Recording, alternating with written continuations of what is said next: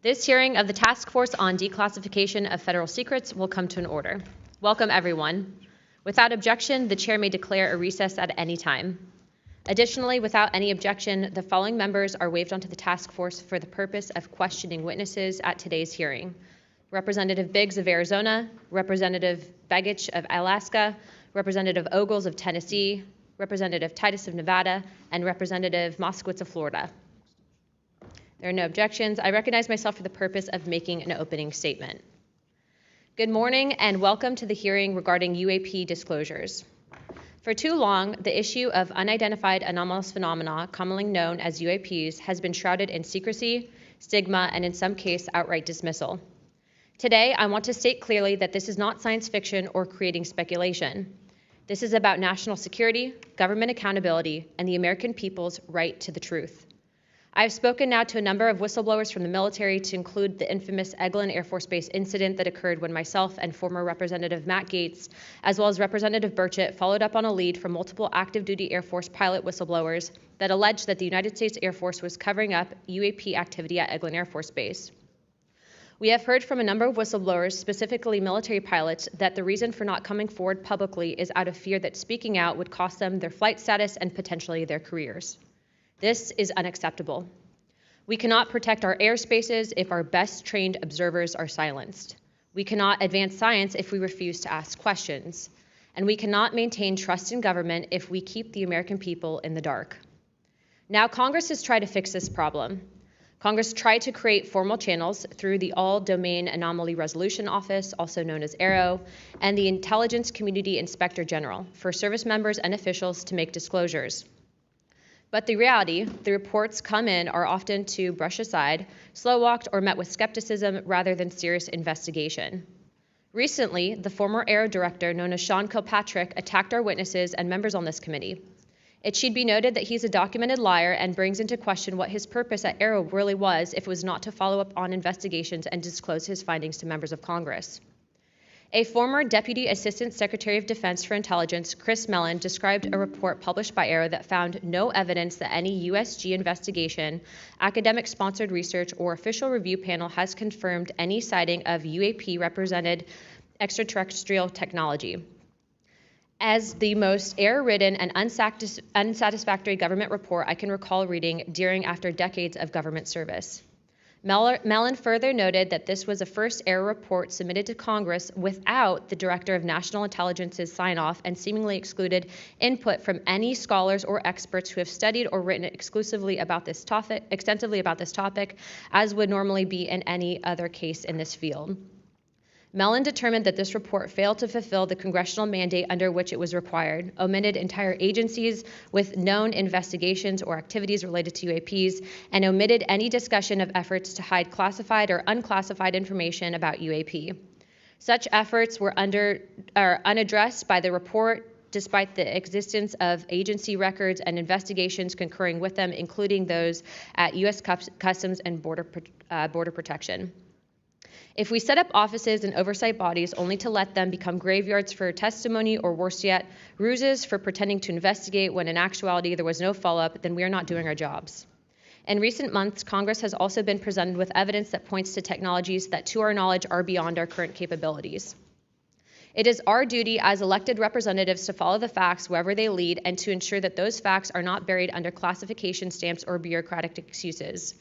Let me be clear, whether UAPs represent adversarial technology, natural phenomena, or something beyond current human understanding, Congress has a responsibility to investigate.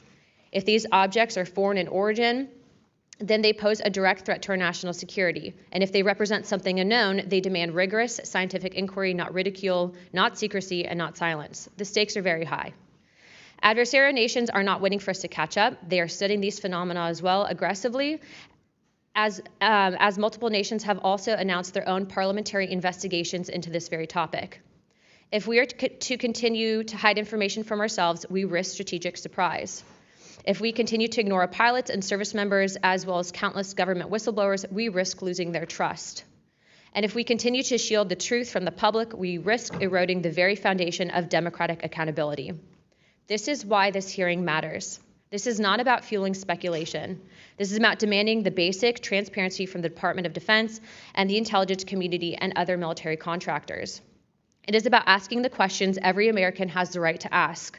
What do we know? What don't we know? And why in a free society are we being told so little? A major barrier to this committee's inquiry into UAPs has been the lack of cooperation and transparency from the Department of Defense and the intelligence community. In preparation for previous UAP hearings, the committee repeatedly asked the Department of Defense to allow members to view videos and files related to UAP incidences.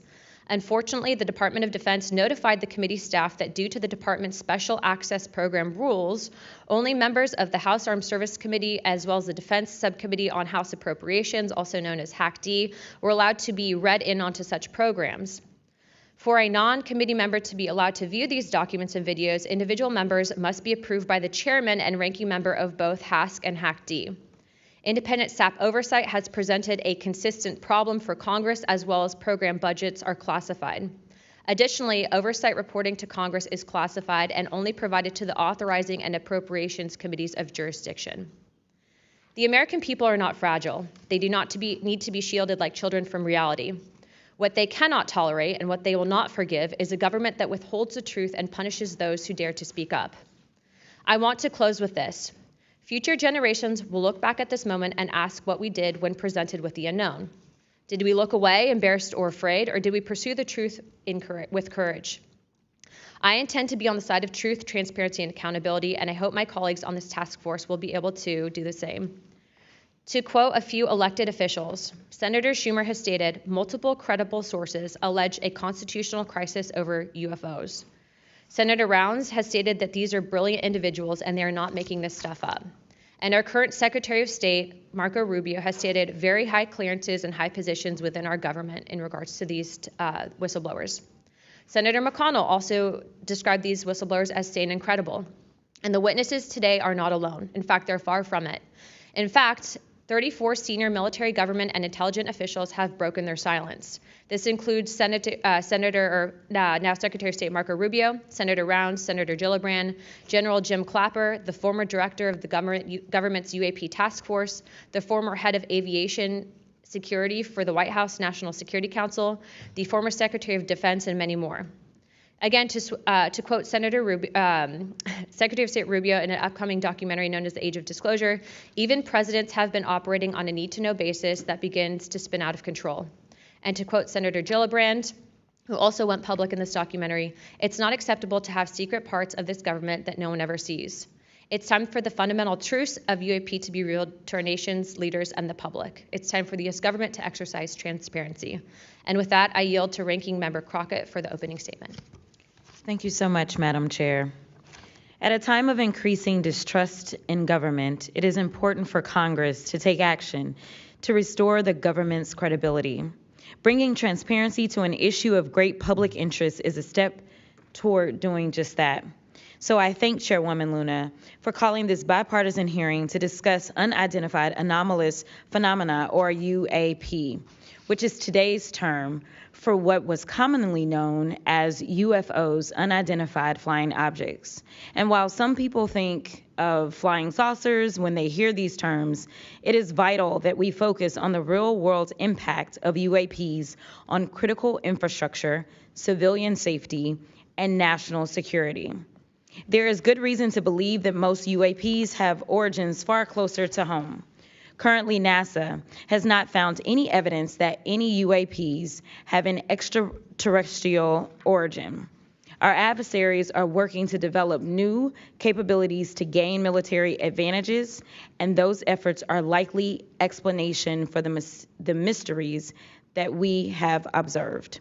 Nevertheless, the federal government has a responsibility to the American people to investigate and provide transparent disclosures about every incident. The federal government is equally obligated to protect those who report what they've seen, especially to commanding officers and supervisors. And Congress should do everything in its power to protect whistleblowers and conduct oversight of agencies that are failing to provide that protection. Democracy depends on transparency, and transparency often relies on the courage of individuals willing to risk their careers, reputations, and in some cases, their personal safety to tell the truth. So I look forward to hearing from the witnesses today. We should welcome their accounts and acknowledge the bravery they have shown to come before us. We must ensure that all whistleblowers feel that they can come to Congress to tell their stories without fear of retaliation or professional consequences. We need transparency not just to make better policy, but also to ensure that information flows between all those who need it. There are too many tragic examples in our history where information lapses and a lack of cross-agency coordination led to disaster. Just this year, failure to communicate between FAA and the Department of Defense led to tragedy over the Potomac. The Biden-Harris administration sought to eliminate some of these lapses when it established the All-Domain Anomaly Resolution Office at the Department of Defense. AARO can convene sources from all branches of military, the FAA, and NASA to combine forces to create a comprehensive picture of what is happening in our skies. Some UAP reports have perfectly normal explanations: satellites, consumer drones, weather balloons, even pranks. But we need to track down each and every single UAP. The United States has millions of eyes in the sky, both electronic and human. But only the combination of civilian, commercial, and military sources can begin to create a complete picture. So we need to ensure that people can come forward and report what they have seen to the relevant authorities, and they have to have the right to do so without fear of retaliation. This country has a history of dedicated public servants standing up for what is right, even in the face of potential consequences. From the Pentagon Papers to Watergate to torture programs, whistleblowers have not only informed the public, but also empowered Congress to fulfill its constitutional duty of oversight.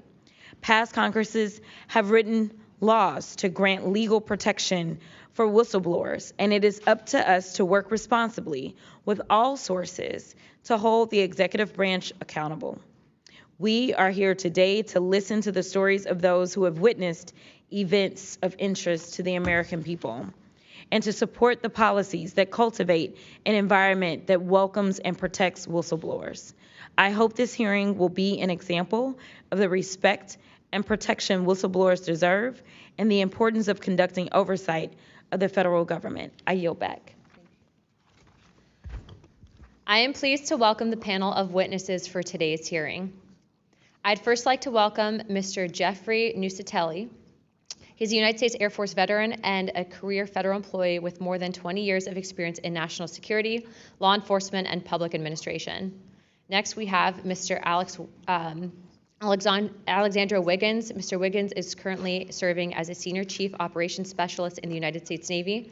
Mr. Wiggins is testifying in his personal capacity today and not on behalf of the United States Navy. Next, I would like to recognize the gentlewoman from Nevada, Representative Titus. Thank you very much, Madam Chairman, ranking members, for allowing me to sit with you on this panel today. I'm honored to be able to introduce a witness here who is from my district, George Knapp, who has been the definitive expert and reporter on this topic that you're exploring today, UAPs or UFOs. George is a longtime friend, I would say that up front, but a very respected journalist and a recognized expert in this field nationally and internationally. Just a little something about George. He came to Las Vegas in 1979 and joined KLS television station as a general assignment reporter in 1981. Since 1995, he's been the chief investigative reporter for that channel. He also hosts a national radio show you can listen to on Coast to Coast AM, which covers many of the paranormal topics that y'all are discussing. Over the years, George has been, as I said, recognized for his work. He's been honored with the Peabody Award, the DuPont Award, the Edward Murrow Award, and 27 different regional Emmys for his investigative reporting. Indeed, he has told Nevada's story with clarity, with objectivity, and with integrity. So I know that his testimony today is going to be of great interest and value to this committee. So thank you very much. Next, we have Mr. Dylan Borland. Mr. Borland is a United States Air Force veteran and has a long career in federal service. And finally, I'd like to introduce Mr. Joe Spielberger, a senior policy counsel at the Project of Government Oversight. Pursuant to Committee Rule 9G, the witnesses will please stand and raise their right hand.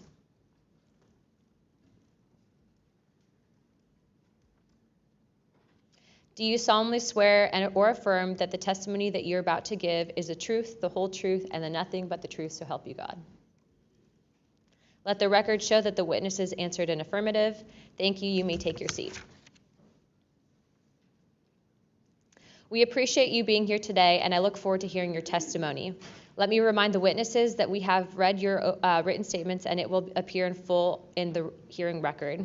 Please limit your oral statements to 5 minutes, but I understand you have a lot to get through, so if it goes a little over, don't worry about it. As a reminder, please press the button on the microphone in front of you so that it is on and the members can hear you. When you begin to speak, the light in front of you will turn green. After 4 minutes, the light will turn yellow, and when the red light comes on, your 5 minutes have expired, and we will ask you to please wrap it up. I now recognize Mr. Nusatelli for his opening statement. Good morning. Thank you, Chairwoman Luna, Ranking Member Crockett, and members of the task force for giving us the opportunity to testify today. My name is Jeffrey Nusatelli. I'm a former military police officer with 16 years of active duty service in the U.S. Air Force. I'm here today because the American people have both the right and the responsibility to know the truth about unidentified aerial phenomenon. That truth remains hidden, classified and silenced by fear, retaliation, stigma, and confusion. Today, we are here to help break that silence. Between 2003 and 2005, 5 UAP incidents occurred at Vandenberg Air Force Base, home to the National Missile Defense Project, a top national security priority. At the time, we were conducting launches deemed by the National Reconnaissance Office as the most important in 25 years. These were historic launches. These facilities were vital, and they were repeatedly visited by UAP. Each incident was witnessed by multiple personnel, documented, investigated, and reported up the chain of command. We sent information up, but we got no guidance down on how to handle these events. I personally witnessed one of these events and investigated others as they occurred. 6 other service members have provided me with the information that I will share with you today. The incursions began on October 14, 2003, when Boeing contractors reported a massive glowing red square silently hovering over 2 missile defense sites. After several minutes, it drifted further east onto the base and vanished over the hills. This event, now known as the Vandenberg Red Square, was referenced by Representative Luna at the first hearing on this topic. Official Air Force records of this event are in possession by Aero and the FBI. Later that night, while I was on duty, security guards at a critical launch site reported a bright, fast-moving object over the ocean. I responded to the incident. Chaos ensued over the radio as the object approached rapidly. I heard my friends screaming, "It's coming right at us, it's coming right for us, and now it's right here." Moments later, I heard them say that it had shot off and was gone. When I arrived on scene, I talked to 5 shaken witnesses who described a massive triangular craft larger than a football field that hovered silently for about 45 seconds over their entry control point before shooting away at impossible speed. About a week later, another patrol reported a light over the ocean behaving erratically. Believing it might be an unannounced aircraft, they declared an emergency, and an armed response force responded. Before the forces could arrive, the object descended and either landed or hovered on our flight line and then took off again at impossible speed. The witnesses to this event were threatened and intimidated afterward. They were told to keep quiet and think about what they were reporting.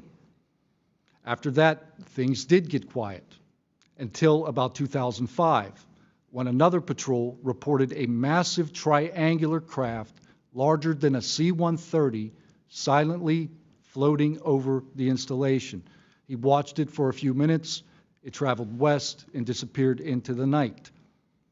And then I had my own encounter, again in 2005. I was off duty, sitting in my backyard with two other police officers when we noticed what first appeared to be a satellite in orbit, but it wasn't acting like a satellite. The light was strange, it was pulsing, and then it started to maneuver. It dropped in elevation. At times it would vanish from view and reappear in a different location in the sky, and eventually it reappeared 200 feet over my house. It was a 30-foot diameter sphere of light. My friends and I watched it for a moment, and then it gently accelerated and traveled up and disappeared into the stars. These events profoundly changed my life and the lives of my friends. We stand at a pivotal moment in history. The question is no longer whether these events are real, but whether we have the courage to face them. True leadership requires vision, a willingness to confront the unknown with transparency and resolve. So I ask the Congress to help we, the people, enact this vision. There are three goals: fund independent research and treat UAP study with the same seriousness as we would any other scientific field. 2, end secrecy and overclassification. Transparency is the foundation of truth. Without it, witnesses like us are dismissed. 3, protect the witnesses. Many stay silent out of fear for their careers, reputations, and the safety of their families. Protect them, and you will embolden others to join this cause. These phenomena challenge our deepest assumptions about reality, consciousness, and our place in the universe. Exploring them can unlock transformative breakthroughs in technology, biology, and human understanding. Let this be the moment when America chooses courage over fear, transparency over secrecy, and progress over stagnation. Let's show the world that our nation leads not only through strength, but through fearless pursuit of the truth. Thank you. Thank you, Mr. Nusatelli.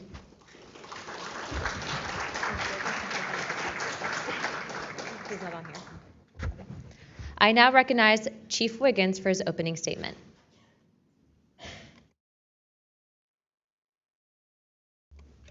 Please press your button. Thank you. Good morning, Chairwoman Luna, Ranking Member Crockett, and members of the task force and the committee. Thank you for the opportunity to testify today.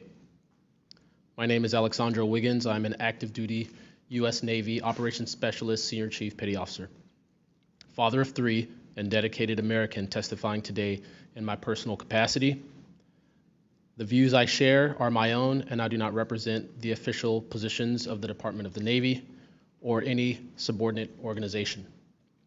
On the evening of February 15th, 2023, at approximately 19:15 PST, in the Whiskey 291 warning area off the coast of Southern California, I was serving on board USS Jackson.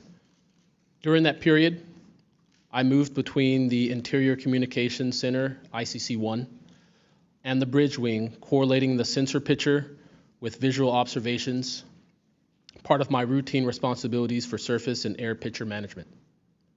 What I observed and what our crew recorded was not consistent with conventional aircraft or drones as they appear on our system.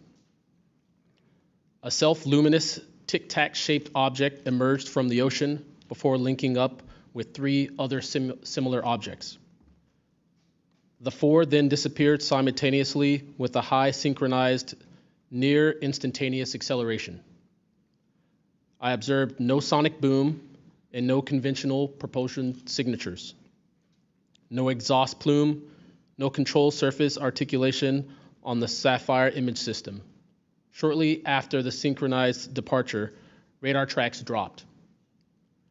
These observations were multi-sensor and recorded inside of ICC-1, with time location overlay visible in our source frames that have been made public by journalists. From my experience operating in this region over many years and consistent with our public characterized encounters, unidentified objects reoccur in United States operation areas off Southern California. That fact alone does not tell us what they are, but it does argue the systematic stigma-free reporting and for the preservation of sensor data so analysts can evaluate safe and intelligence implications with rigor. I want to underscore 3 points for the task force and the committee. Aviation and maritime safety. When crews and watchstanders observe objects that maneuver or accelerate in ways that does not match known profiles and do so near our ships and aircraft, that is first and foremost a safety issue. Standardized checklists and training should ensure we capture the best possible sensor data in real time, including IR settings, slant range estimates, and bearing and range altitude snapshots, and immediate chain of custody for any recordings. Reporting without stigma, protection without retribution. Sailors need to know that reporting UAP encounters will not harm their careers. Congress can help by reinforcing witness protection and by directing the relevant office to maintain confidential, destigmatized channels for service members who step forward with data. Declassification and transparency where possible. The task force declassification mission is directly relevant here, where operational security permits releasing metadata preserved sensor excerpts or at least technical summaries would improve public trust and accelerate outside scientific scrutiny. That includes, when feasible, the time geo-reference IR frames and radar parameters needed for independent analysis. To be clear, I am not here to make claims beyond my lane. I am here to provide a first-hand account of what I saw, what our systems recorded, and why it matters for safety, for intelligence, and public confidence. My request to you is practical. Help us capture, protect, fairly evaluate the evidence, and provide a safe pathway for those in uniform to report it. In closing, I want to thank the committee and the task force for holding this hearing and for placing this discussion in a forum where evidence can be examined carefully and openly. I appreciate your attention and stand ready to answer your questions. Thank you. Thank you, Chief.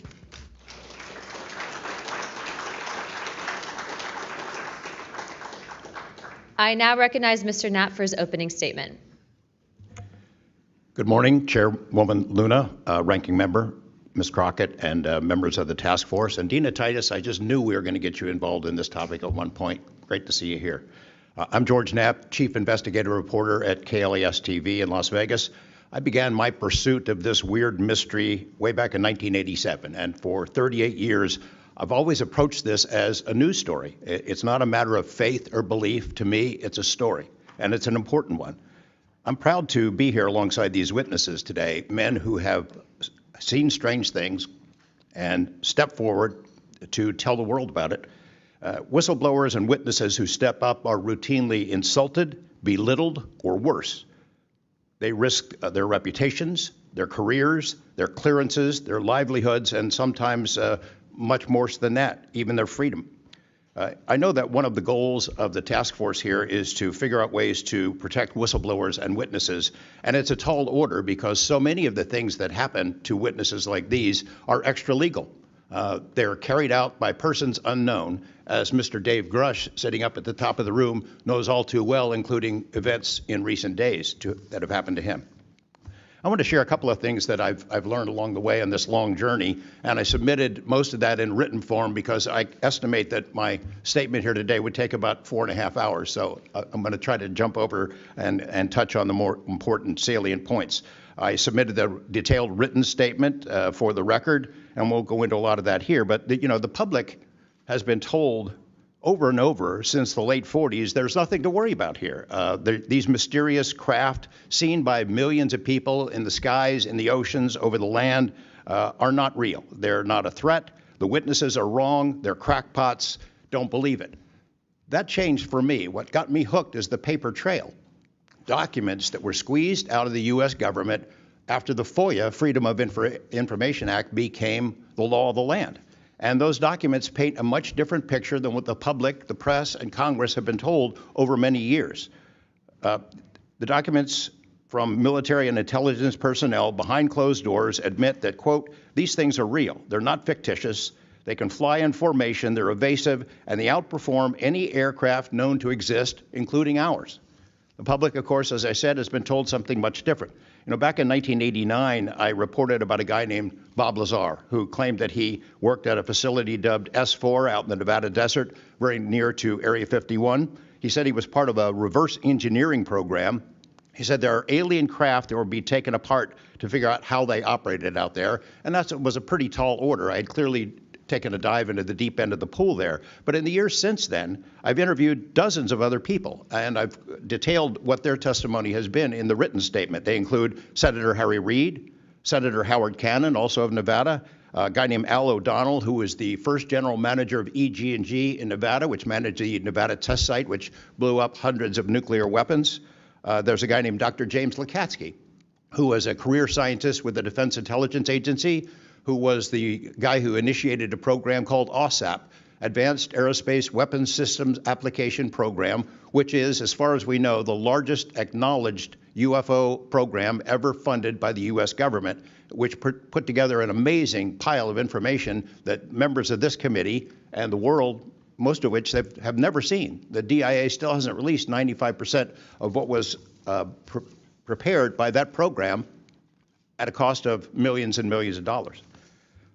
The one name I do want to bring up in this session, though, is Robert Bigelow. So looking into the idea of crash retrievals and reverse engineering, while OSAP, that program, was active, the DIA's contractor, Robert Bigelow of Las Vegas, made a bold attempt to acquire physical proof of UFO crashes.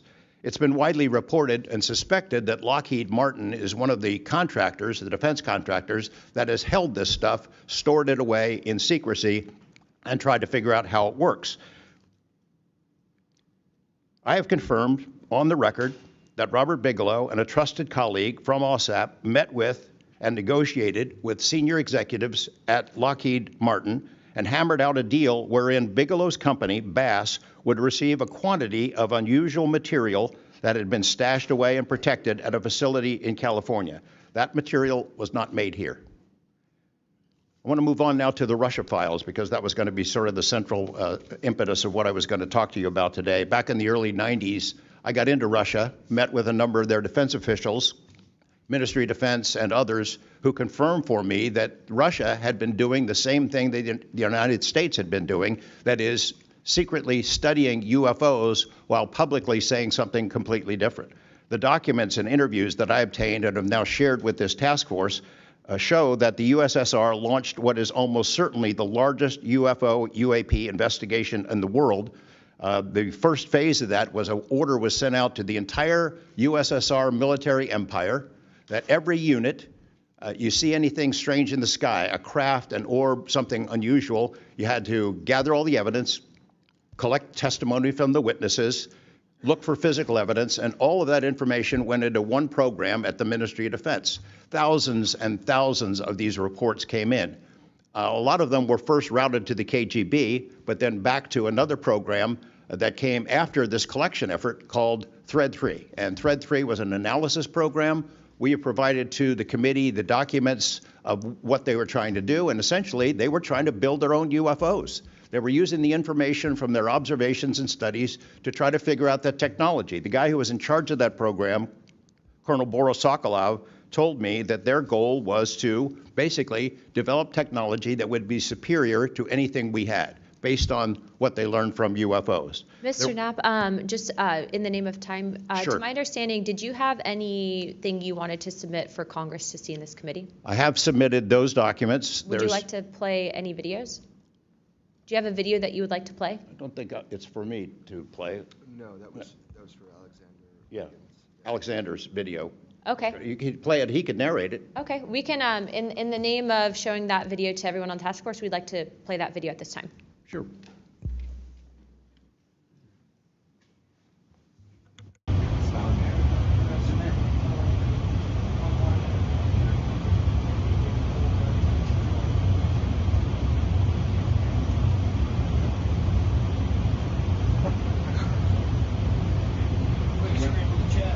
Wouldn't surprise you, I tell you.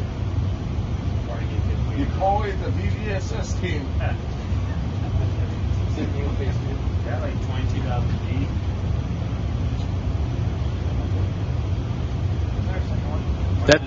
That shit took off earlier.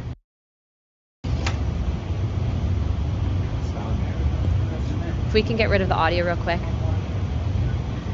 Mr. Wiggins and Mr. Knapp, we'll get back to what that video was in a moment, but we just want to make sure that it was entered into the record, as well as all the documents. Those will be able to be publicly found for everyone in the country to view.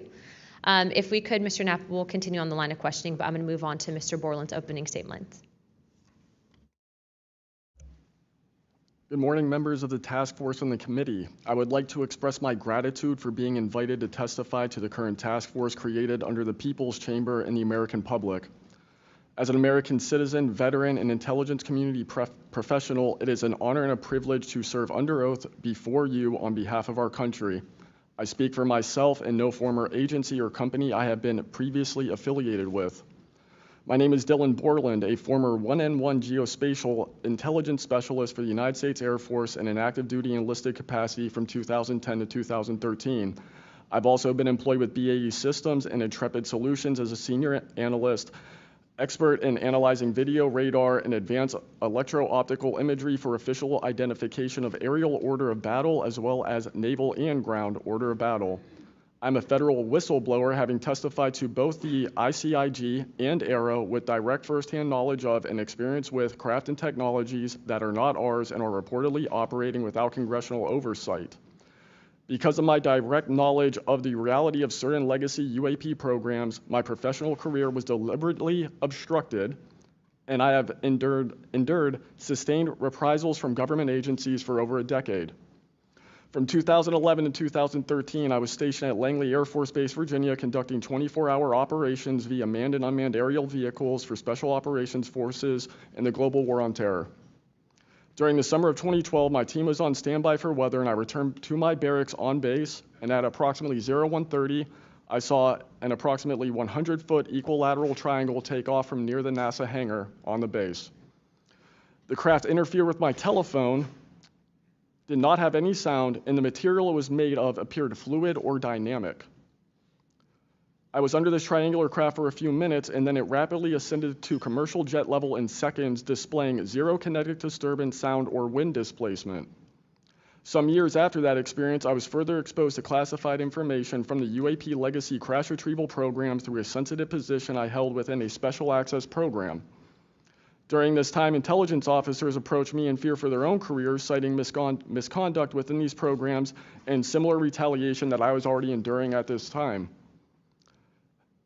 These issues include medical malpractice committed by Veterans Affairs staff, denial of work I performed while enlisted in the United States Air Force, forged and manipulated employment documents, workplace harassment, including colleagues being directed to not speak with me, manipulation of my security clearance by certain agencies, blocking, delaying, and ultimately removing my ability to be employed within the IC. The retaliation I face and the retaliation against individuals I know who worked in these programs is what convinced me in March 2023 to become a whistleblower. I came forward out of concern for people's lives and to ensure I did everything I could to let our elected representatives know the truth about what is really happening in the executive branch. At the end of March 2023, I agreed to meet with AARO following the suggestion of other federal officials believing it was what our nation required of me. I had reservations with AARO due to assessments they were reporting publicly at the time as a misrepresentation of the truth.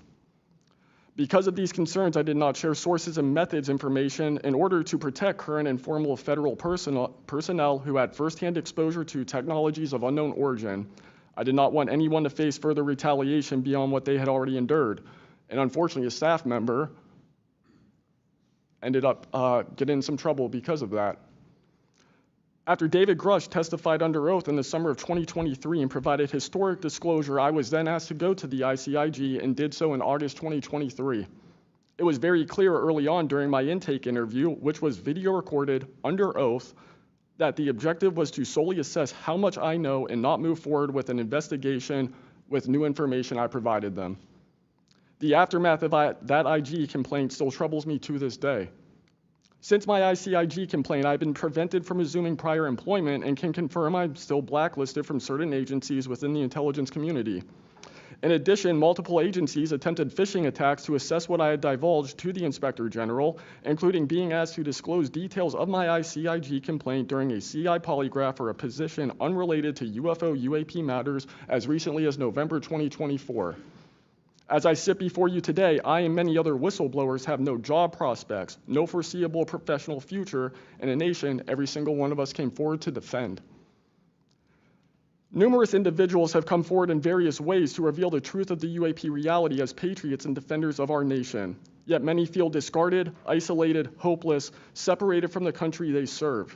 Efforts to rectify this situation for all whistleblowers have been difficult and troubling. And to my fellow whistleblowers and officials who know this information, I offer you my apology, something that I have never gotten, and I'm giving it to you.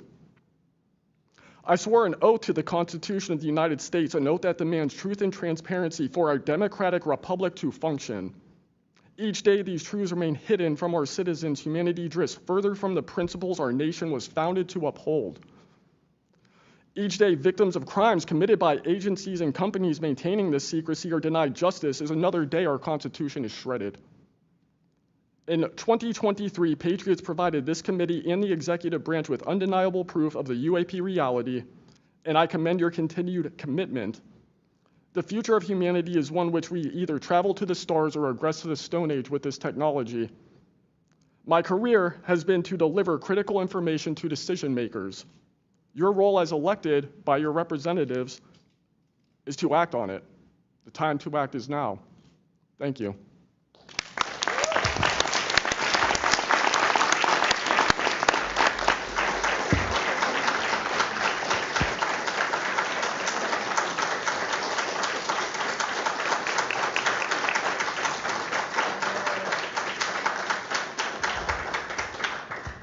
Mr. Borland, thank you for your service to our country, and we appreciate you. And we are sorry about how you've been treated, and we will make sure that we try to rectify that situation. Thank you, ma'am. Mr. Spielberger, please, your opening remarks. Chairwoman Luna, Ranking Member Crockett, and Task Force members, thank you for the opportunity to testify here today about the importance of strengthening whistleblower protections, especially in the context of national security.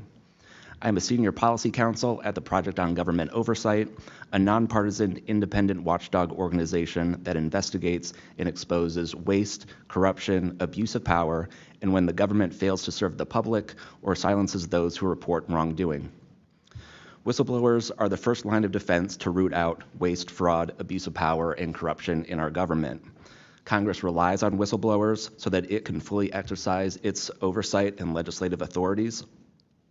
It's understandable that former presidents of both parties have often taken a hostile approach toward whistleblowers. Their disclosures can embarrass the president and their political party or even lead to a national scandal.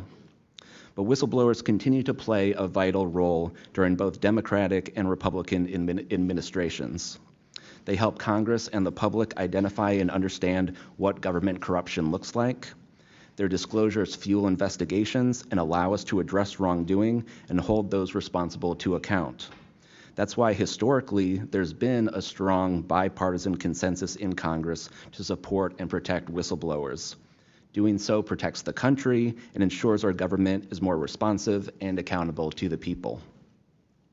National security whistleblowing in particular is a tradition going back to the founding of our country, and over time, national security whistleblowers and their disclosures have impacted some of the most fundamental issues and questions about how we wish to be governed and how our government can better serve its people. From the role the U.S. plays around the world to holding powerful actors accountable, government ethics and transparency, human rights and civil liberties, executive branch authority, First Amendment freedoms of speech and dissent, freedom of the press, and the public's interest and right to know. Despite this invaluable public service, blowing the whistle comes at great personal risk. Whistleblowers risk losing their jobs, careers, livelihoods, and reputations.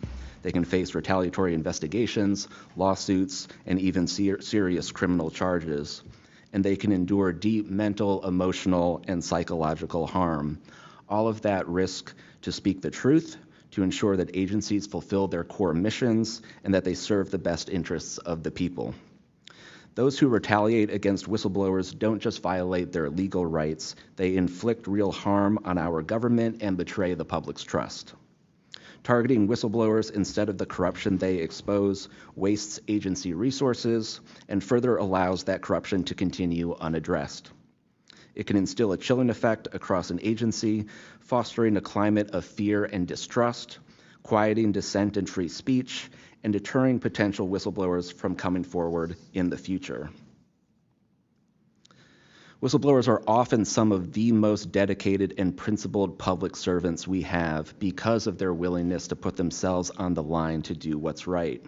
And Congress has historically supported them, again, on a bipartisan basis, but unfortunately, whistleblowing has increasingly become more politicized, with support for whistleblowers often hinging on which party is in power and which party is politically inconvenienced by the misconduct being exposed. But to be clear, targeting whistleblowers individually risks undermining whistleblowing, period. POGO advises members of Congress on both sides of the aisle to focus on the evidence, not the individual. We will always need whistleblowers to achieve the government that best serves its people, because when people of conscience, integrity, and good character refuse to speak up out of fear, complacency, or self-preservation, and leave corruption to fester behind closed doors, that is probably the most dangerous risk of all. If we are serious about increasing government transparency and restoring the public's trust, we need public servants committed to the truth. Whistleblowers need safe and effective channels to make lawful disclosures. They need stronger protections against retaliation. And when they do face retaliation, they need a fair shot to be made whole. Congress has made strides to pass whistleblower legislation, and these laws need to be updated and expanded so that whistleblowers truly receive the protections they need, retaliators are held accountable, and we can achieve the type of government the people deserve. We strongly urge Congress to continue its historic tradition of championing the rights and protections of all whistleblowers. Thank you again for the opportunity to testify here this morning. POGO is committed to working with you and the Oversight Committee to address these critical issues. I look forward to any questions. Thank you, sir, very much. Additionally, without objection, the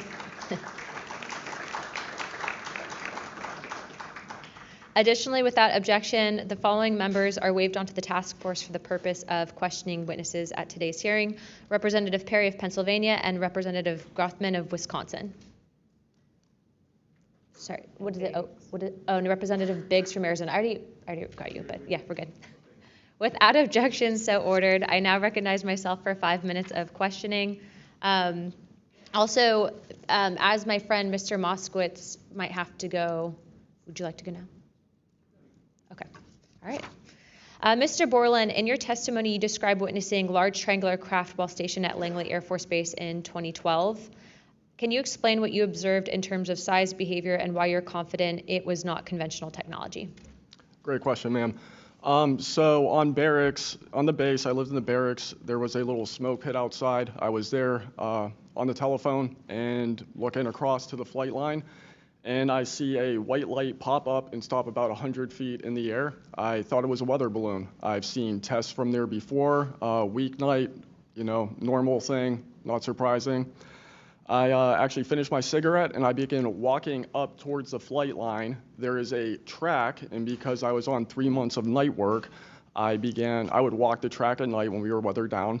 And as I began walking towards the light, towards the flight line and the track, the light then flies across the base, across the flight line, and as it flies to me, a triangle manifests around the light. I can't tell you if it's active camouflage. I can't tell you if it appeared around the light, but I can tell you that it was a white light, and then it was a triangle. It stopped about 100 feet in front of me and approximately 100 feet above me. My telephone got extremely hot, completely froze, dead.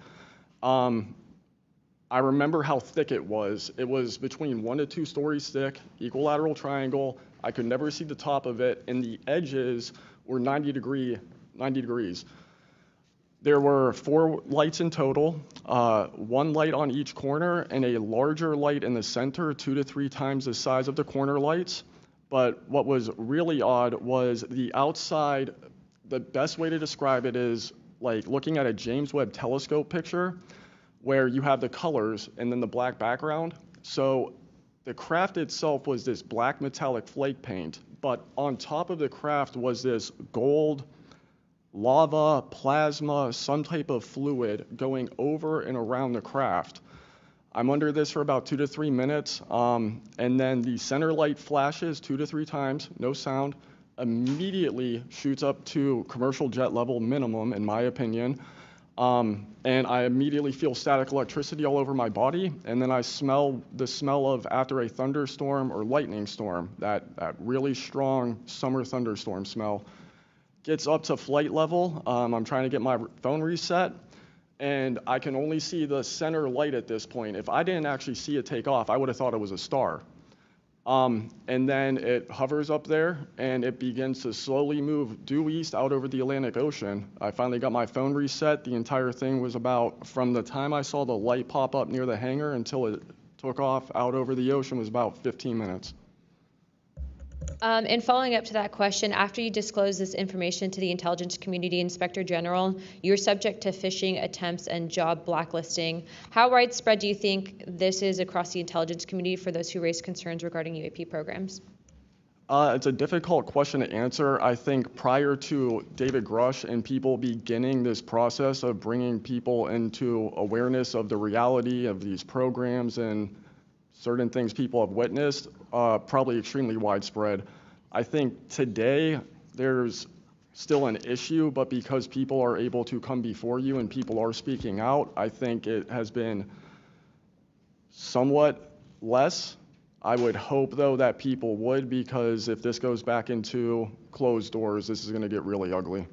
What type of behavior have you witnessed from former Aero Director Sean Kilpatrick as well as his staff in relate to this information you provided to them? Did they ever try to classify this information as non-human technology? Good question. The problem with this is that I know what I experienced firsthand, and I know other things. I think the staff at Aero that I met with in March of 2023, I think they were good people doing the job they were told to do. I did not meet with Kirkpatrick. He was either not present or did not want to meet me that day. However, they did classify information about the reality of this subject, and it was very concerning because in my Aero MFR, they had actually referenced a former staff member that was the one who told me to go there, and they probably shouldn't have done that. And real quick before my time is up, and we might go to second round of questioning just so you're all aware, how important, given everything that you've seen and experienced, is the UAP Disclosure Act of 2025 in restoring both public accountability and trust?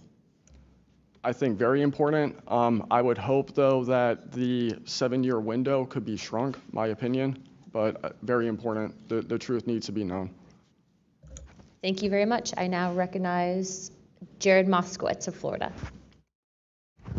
Thank you, Madam Chairwoman. Thank you for allowing me to wave on to the committee. I remember, the last committee when we had a bunch of former military personnel folks that either served on bases, were pilots, or were in different programs experiencing knowledge. It made me recognize that the narrative has changed, right? It's politically convenient for the government if you all weren't military folks in suits It would be much better if you pulled up in Winnebagos and were wearing hats. And so the picture of this, because that's important for the American people on how you tell a story, what the message looks like, and who the messenger is. So this is now the second or third committee where we have former military folks with impeccable records, with information and knowledge. And it's definitely clear on a bipartisan basis that we have to protect our whistleblowers. There's no doubt. And in a day in which it's really hard to tell what's true or not from a political standpoint. And so I don't really know what is true. I don't know on this subject. But I do know when we're being lied to. And we are definitely being lied to. There's just no doubt about that. Mr. Wiggins, I want to talk to you. I find your background and testimony compelling. When you first saw what you were looking at, what were your first thoughts? My first thoughts were, I think everything that I was told and taught as a kid and as growing adult no longer, was applicable. If I'm able to see something that I thought defies gravity in such a way, then what else could be possible? That was my first thought. So did you think what you were looking at was a weapons program that you were unaware of, or did you think what you were looking at was obviously some extraterrestrial piece of technology? Neither one of those crossed my mind. It was just. How about now? What do you think it is now? I'm not the expert. I think it. I want to be as skeptical as everyone else and just hope to know the information. Anyone in the U.S. government tell you what you were looking at to try to dissuade you from what you thought it was? No. So no one was like, oh, there was some anomaly with the technology. No one from the government did that? No one. How do you think you were treated when you reported this information or have talked about, the Tic Tac video is well out there. It's well reported. How were you treated? I've had no pushback at all. I haven't had anyone reach out to me or try to, dissuade me in either direction, militarily speaking. So I was treated fair, and I appreciate the Navy itself with assisting me with coming here to being able to testify. That's good. So what do you think the American people should take away from watching your video, right? Because when we watch it, obviously, right, we've never seen anything like that. It defies what we know to be technologically possible. What are we supposed to think? Someone's lying about something. Someone's hiding something, right? That's not normal what you looked at. I think what the American people should think when seeing that video, along with others before me, is that there is something out there, and we should know as the people what it is. Right, and so let's eliminate possibilities. So they didn't come to you and say there was a technological error with what you were looking at. So we put that aside, right? They didn't say it was broken. So we look at that and we see something. So it's either a weapons program being reverse engineered by our governments or other governments, or it's nobody's government, and it's not from here. Those are it. You agree with that assessment? I agree. One or the other. Mr. Borland, when you first experienced what you were looking at, what did you do next? Like, what was your next step after it had passed and you were done? I actually kind of laughed to myself and said, okay, so this exists as well. Worked in enough programs, been exposed to enough that I was like, okay, so this is a real thing. I went back, walked the track, talked with a couple of my friends about it. I did talk with some of my coworkers, one in particular, which I thought was a joke, and it definitely wasn't, was like, you probably should never say this to anybody. And then what happened to me happened, so. What about you, Mr., how do you pronounce your last name? Nusatelli. Nusatelli. And sorry, I know I'm running out of time, Madam Chairwoman. So obviously your incident happened well before we could record things on cell phones and things of that nature, right? What did you do when you first experienced? Because what you saw, right, you saw it happen like right out of your base. Correct. So tell me what you did after you saw that. What was like your next move? And I want to hear what your experience was. My next move, I went into my house after it left. I made sure no one had been abducted, and I picked up the landline. I called the Security Forces Command Center. I reported it. I requested that they give me a call back and make notifications up the chain of command. I got a call back in about 15 minutes. They reported that the weather station reported no balloons or aircraft, nothing on radar, no aircraft inbound or outbound. So I got that notification. And then within the following day or two, me and the other witnesses wrote statements. We prepared a report, and then we filed all that information. Madam Chairman, thank you for your indulgence in my questioning, and thank you for continuing to lead on this subject. What do you and your friends think about it today? You all have talked about it. Yeah. I mean, so what do you think about your experience as a collective group? That'll be my last question, Madam Chairwoman. I mean, we've been talking about this for 20 years. We don't know what we saw. What we saw changed our lives in the way we think about everything. It was incredibly profound. The object I saw, I don't even know if it was an object. It was a light. It was an orb. It didn't look like a craft, but it did look solid. And that's what we talk about. We noticed the object, and this was a pattern across all the encounters. Someone would see a light. They would pay attention to the light. And then the object responds. It performs for you. And then they come down and they investigate you. So it's almost like they're curious. So that's the thing we primarily talk about. Why did it come after we noticed it? Maybe it noticed us after we noticed it. You're welcome. I now recognize Representative Mace for 5 minutes. Thank you, Madam Chair, and I want to thank all of our witnesses for being here today. Mr. Borland, I'd like to start with you and ask a few questions. Were there any other witnesses when you saw the equilateral triangle? Were there other witnesses that saw the same thing? Not to my knowledge, ma'am.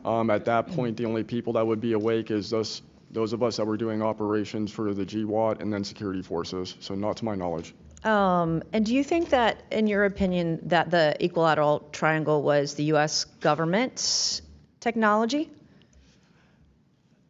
I did once upon a time, but knowing what I know now, I'll have to answer that question in a skiff probably. Well, my next question is, you teased us, so knowing what you know now means what? I know enough to know that if you want an answer to that question, go to Arrow. They have the answer. Do you think it was a foreign government? I do not, no. And Arrow was supposed to be disclosing. The last time I was in a skiff with Arrow, they said they were going to be doing disclosures. Had they been doing much of that? I don't have an answer to you you. I don't know. I know what Arrow reports publicly, and I know what I've been through. Yeah. And some of this stuff can be, I think, debunked, right? Sometimes there are weather balloons that look kind of a little funky, or drones or whatever, depending on the angle, direction, speed, etc. Are you scared for your safety? That's a complicated question. So being here today, if I say the wrong word, technically I can be charged with espionage. Espionage is a death penalty. Whistleblowers have faced it. John Kiriakou, for example. I am not scared for my physical safety in the sense of an agency or company coming to kill me, but I have no job. My career has been tarnished. I'm unemployed, living off of unemployment for the next 3-4 weeks until that's gone. So it's a complicated question. Have there been stories leaked about your life to try to discredit you in the public eye? As of now, I don't know. We know they did that to Mr. Grush. I am aware. Yes, ma'am. They leaked his private medical information, horrific things. It is. Okay, you said in your testimony earlier with the chairwoman, you know other things. I guess that has to be mentioned in a skiff. It would. The other things. It would, pending I'm even legally allowed to speak on it, and the people in the room are even legally allowed to hear it. And is that, would we need to know the compartmentalized word, like what the code word is, or the name of the program, the special access program, in order to even hear it? You have to know the word, right? I would suggest the name of it, right? I would suggest that to be asked to DNI Gabbard and work with her for that, because I can't give you the answer on what is the But requirement. this is what the U.S. government does, right? They compartmentalize the information. Only certain people know the name of the program, and if you don't know it, you can't get the information. If you don't have the name, you don't know what to ask for. Even when we're reviewing the budget, we go into a SCIF, we look at DoD budget and the budget of like black box programs, and we don't know what we're looking at because we don't know what these programs are. Is it a way for the government to hide from Congress what's really going on and where the money's going? In my opinion, absolutely yes. You mentioned too in your testimony earlier that, quote, you went to speak with the government and they said somebody's name, a colleague's name, and you said they shouldn't have mentioned that staff person's name. What does that mean? A Senate staffer who is the one who helped me get to Aero recommended me I go there, gave me the email and the phone number because I could not find that information at all at the time. In fact, I believe you guys have talked about how Aero didn't even have a website for quite a period of time. We were told they were going to do disclosures, both what they've debunked, because some of it can be debunked, and then what they haven't been able to debunk. And to my knowledge, it hasn't been a thing. I only have 1 minute left, so Mr. Knapp, we are definitely going to you. Watch every documentary. You guys have you and Jeremy have done a terrific job. I usually have more questions than I have answers. I think we all do, and you guys are doing a terrific job to bring information to the public. Do you think that any of this is a psyop by the U.S. government? Entirely possible. I mean, our government and other governments have admitted that they've tried to use UFOs to cover secret projects. But I think they also do some reverse engineering of those claims. So years after people start seeing UFOs over Area 51, for example, they come up with a story, oh yeah, that was, we planted that story. So I read in a major newspaper just a couple of weeks ago, they planted this story. An Air Force colonel went out into the desert, went to a bar at Rachel and gave them some fake UFO photos. And that's how the whole story about Area 51 started, which is preposterous. Yeah, and I didn't even get to the crash retrieval program stuff yet, Ms. Chairwoman. There's just so much. Okay, thank you so much for your time today. I wish we had more time. Thank you, Madam Chair.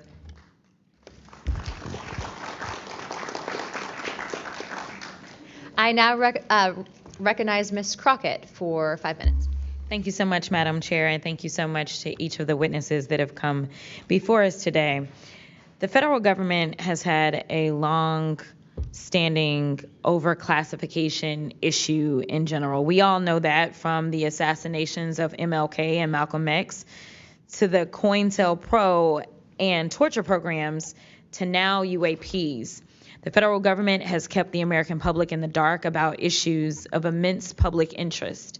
The federal government has routinely made excuses for failing to provide transparency to the public, the most common of which is national security concerns. Mr. Spielberger, can you provide an example of when national security was inappropriately used as a pretext for classification? Congresswoman, probably one of the most infamous examples of that is the 9/11 Commission that found that overclassification was a key factor in the failure to adequately prevent the attacks of that day. In addition to that, what lessons from these oversight failures should guide Congress in approaching UAP oversight? Generally speaking, we would advise this Congress to ensure that agencies adopt a general policy in favor of disclosure instead of a knee-jerk needing to overclassify information and documents.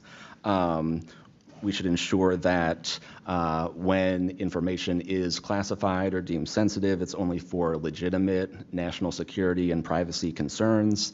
And we would recommend adding additional factors to the considerations of cost, value, and certainly to the extent that it's critical for the public interest and the public's right to know, especially when we are talking about these very serious national security concerns and implications.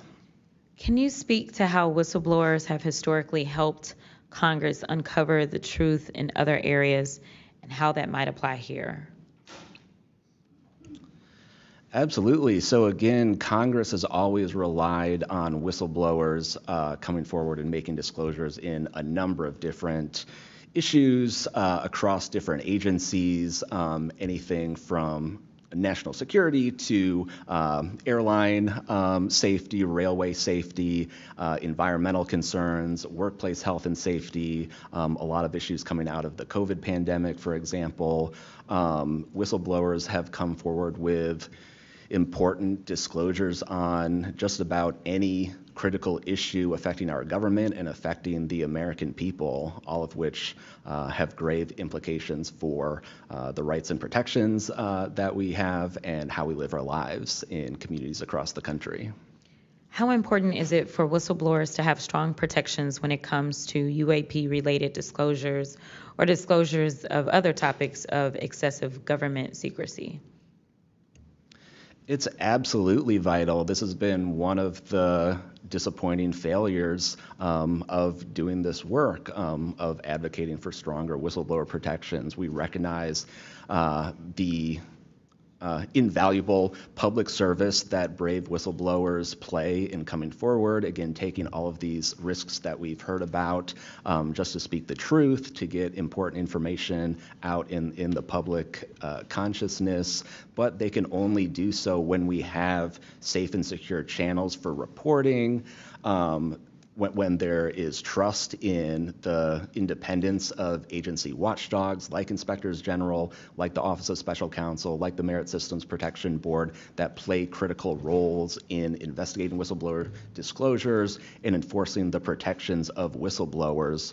All of that is essential to allow whistleblowers to keep coming forward and playing these incredibly important public roles. Thank you so much. Let me just say this. People look at Congress, especially now, and they see a lack of unity. They don't see the ability for us to come together really on much of anything. I will say that I do applaud the chairwoman and the work of this committee because for once I feel like we are focusing on governing, which should be about transparency. The reality is that we cause more harm than good when we allow a lack of transparency to fester. It allows for all types of conspiracy theories instead of us actually making the investments that we need to make to get the information and actually provide it to the American people. The reason that I wanted to focus on making sure that we answer some questions specifically around the protections of those that are willing to come forward is because the only way that we can make this government actually work for all of us is if no matter where you are in this federal government, you feel as if you are safe when you come forward with information of any issue. And so I do want to thank you for all of your stories. The reality is that we only get 5 minutes, and the vast majority of everything that you have to say cannot be contextualized within 5 minutes. But I know that my colleagues are going to get to kind of pulling some more of that out. But again, I really just want to thank you for your courage in this moment, and thank you for your service to our country.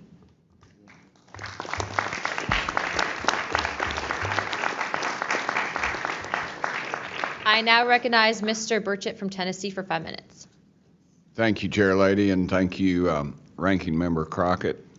I see a lot of friends out there, and I see a couple enemies, so I'll kind of remember that.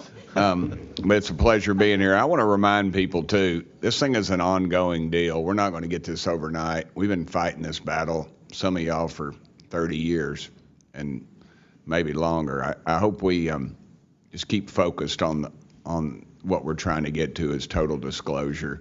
We get a little wrapped up in a lot of things, but the government has something, and they need to turn it over to us. We pay their dadgum salary, you pay our salary, and you ought to get more out of us than you do. And that's what disgusts me about this whole thing. I think they're just trying to run the clock out on us, really. They'll poke us a little, and they'll make jokes to us and try to pull us off the target, but I think we know where we're at, and that's why they're firing at us, because we are over the target. My first question is Mr. Knapp. I recently introduced the UAP Whistleblower Protection Act to help provide whistleblower protection to federal personnel for disclosing the use of federal taxpayer funds to investigate UFOs. I still don't want to say UAPs. How can Congress further increase whistleblower protections? I think you got to unleash the dogs and go track down the money and where it goes, because a lot of this stuff has been moved out of government. Sure. As you know, Rep. Burchett, it's been given to private contractors who stashed it away. They've had it for so long that there's nobody left inside government, or very few, who know where it is. And they do that to keep us from FOIA, correct? Yeah, it's to keep it from FOIA. And I think that the contractors who've had this stuff for a very long time set their own standards about who is allowed to know what. And it's a very small group that ever cracks that. I think Representative Luna has been looking at the use of classifications to hide things. I'm not sure that even this committee getting security clearances that should allow you to see this stuff would allow you to follow where it really goes. I worry about the people that are looking at it and don't even know what they're looking at. I mean, it's gone through so many, since Roswell, for instance. I mean, you think there's nobody even alive that was around any of that stuff. Yeah, so. I don't think they've made much progress from the people that I've talked to. I don't think they've made much progress in learning that technology. Might have made some, but you wonder, the implication is tic-tac. Oh, yeah, that's ours. What flew over Washington, D.C. in '52, is that ours too? When are you going to break that out? You guys authorized tens of billions, hundreds of billions of dollars on weapon systems that can't do half of what we've seen UFOs do. So when do they break this out? If it's really a classified project, could change the world. I don't think they've made much progress, and I think they've been lying to us and to you and the rest of the world, and they're still doing it. Yes, sir, I agree with you. How did you manage to obtain the classified Russian UAP documents, and how did you get them back in the United States? Well, I met this Russian physicist who was in the United States lecturing. And I want to clarify that. I can't even take a thing of honey home on my airplane when I fly back to Tennessee. Yeah, so I did something pretty dumb. And I'm bitter about it, but go ahead. I did something kind of dumb. I met with these officials who, during that time period, glasnost, perestroika, the Russians were trying to open up to the world, and I saw it as a window of opportunity, and it was. And we were able to talk these folks into providing us information that otherwise we would never have seen. Some of that was classified. I found out that they only stamped the top pages of these documents that were classified, so I just removed them. I removed those pages, and I carried them out. And if they'd caught me, I'd be in a gulag still. Yeah. We'd be saying, what happened to George Knapp? Oh, yeah. What happened to the Russians that came forward to you in 1993, and were there any repercussions for them? Well, there were. The first thing that happened when I talked about this after getting back and going through the files and things and sifting through it, the Russian physicist who had helped us introduced all these people wrote back and said there was a huge eruption, that there was the real right, far autocratic forces that wanted a return of the USSR had really go after these guys. They described them as traitors. Nikolai Kapranov, the physicist friend of mine, said, look, if this had happened 5 years earlier, we would be in prison. If it had happened 10 years earlier, we would have been shot.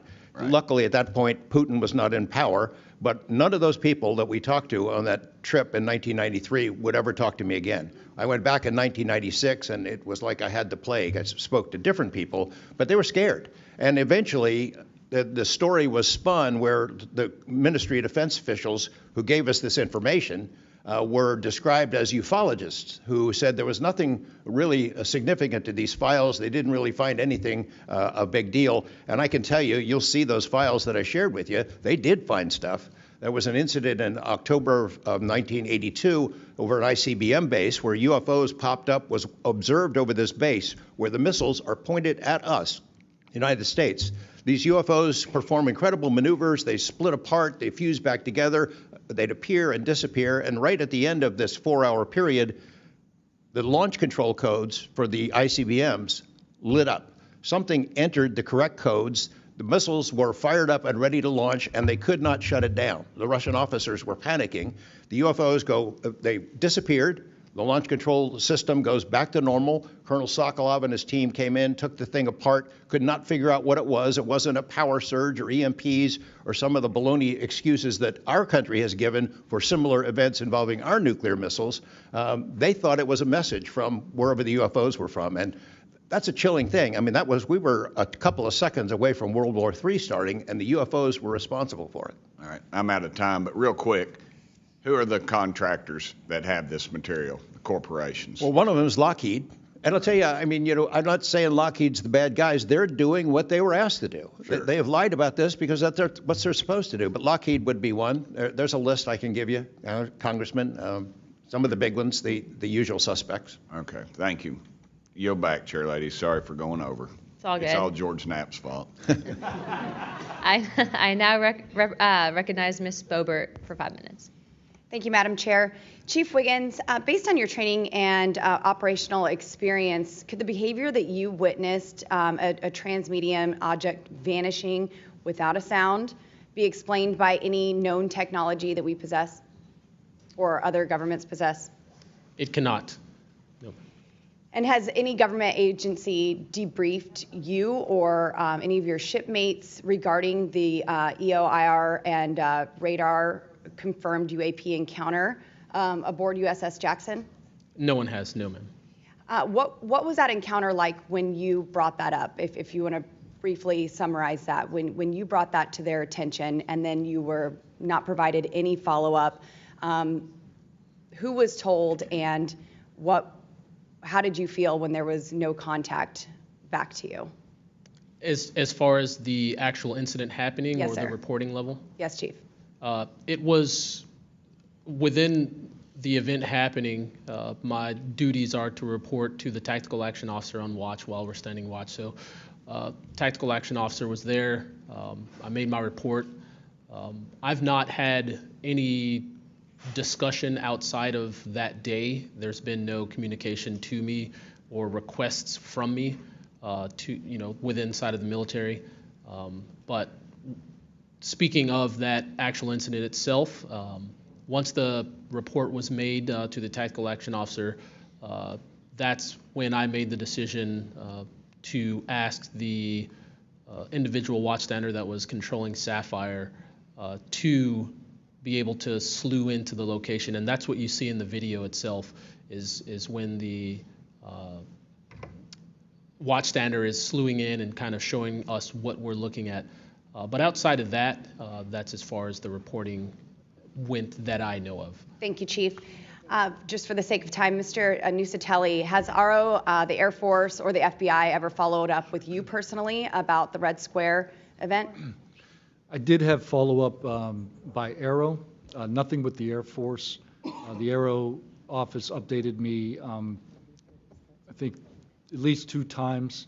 They let me know that they were unable to locate any records, that the records had been destroyed by the Air Force. The Air Force is destroying all their police records every 3 years on a schedule. So You were informed that these documents were destroyed. Well, I have a Freedom of Information Act from the Air Force that states clearly that they destroy all police records on a 3-year schedule. Okay. So they were sitting on documentation, destroyed it, refused to question any of the lead investigators, anything leading into this investigation? Yeah, basically they destroyed all the police records. So you couldn't even call the Air Force and ask them if there was a vehicle accident in that time frame. So that's a big problem. We're losing data in real time. So we'll never be able to go back and track. I think our federal government has a history of destroying records. Thank you very much, Mr. Nusatelli. Dr. Borland, as a geospatial intelligence officer, have you seen classified data indicating UAPs operate in restricted U.S. airspace, and has that information been withheld from Congress? I have not in U.S. airspace. That is intelligence oversight, so I did not have domestic authorities. After filing your Inspector General complaint over retaliation inside the Pentagon's UAP office, did you receive any kind of protection or just more retaliation? Within the IG or Aero, ma'am? Either. Aero, they went after the staff member and classified everything, shut that down. The IG, to this day, I don't even know if my complaint's active. I know my attorney that represented me was very, very, very concerned. And the best of my understanding, I was determined credible, not urgent. And do you think that experience would suggest that the internal UAP investigations may be compromised? Possibly. I mean, it's so hard because this goes back to people doing the job they're told to do, and very few people are going to want to give up their careers, 20, 30-year pension, get rid of their kids' health care, get rid of their house. It's possible, yes. Yes, thank you very much, Dr. Borland. Mr. Spielberger, do national security whistleblowers currently have any external appeals processes to challenge retaliation, or are they just stuck relying on the same agencies that they're accusing? Congresswoman, this is one of the biggest concerns that we at POGO have, basically around the independence of investigations and accountability for retaliation. Basically, yes, national security whistleblowers have to rely on internal administrative processes that go through agency inspector generals. There are some differentiations, but the bottom line is that they are forced to rely on protection from the same agencies and people who they are alleging retaliated against them. Yes, well, I thank you all for your bravery. We are out of time here. Thank you so much for coming forward, and we will do everything that we can to ensure that you are all protected. Thank you for trying to bring truth and transparency to the American people. Madam Chair, I yield. I now recognize Mr. Burleson for about 5 minutes. Thank you, everyone. It takes such great courage to come forward, and we acknowledge that, and I hope that you see that we are taking that seriously. And so very thankful for what you're doing today. I'm also very thankful for previous witnesses that have come forward. I see Matthew Brown in the audience. He courageously stepped forward and was as a witness. I encourage everybody to look and seek his testimony. I want to thank the people that came in our first hearing: Ryan Graves, David Grush, David Fravor. And in our second hearing, Admiral Gallaudet, Lou Elizondo, and Mr. Gold. And the many others that have come forward. We hear you, and it's time that we, enough is enough. It's time that we take action. Look, I'm not jumped to the conclusion that I believe that there are, aliens coming from another planet.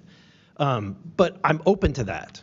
And I think that it's our responsibility, especially when we're seeing that we have a government that is actively blocking information from us. Just last night, I tried to get an amendment onto the National Defense Authorization Act that fit in the germaneness of that bill to have UAP disclosure. And conveniently, it was named non-germane, mostly deemed by staff, not even an elected official. This is the kind of stuff that we repeatedly see. Last year, we were blocked by someone in House administration from being able to receive a full briefing from Arrow. So not an elected official, but someone in staff blocked us. And I've had it. Enough is enough. I want to cue up a video that I've been given. And as before it starts, I'm going to describe. This was taken October 30th of 2024. This video is of an MQ-9 drone tracking an orb, or this object, off the coast of Yemen. You'll see that another MQ-9 launched a Hellfire missile. That you cannot see that drone, and so I'm not going to explain it to you. You'll see exactly what it does.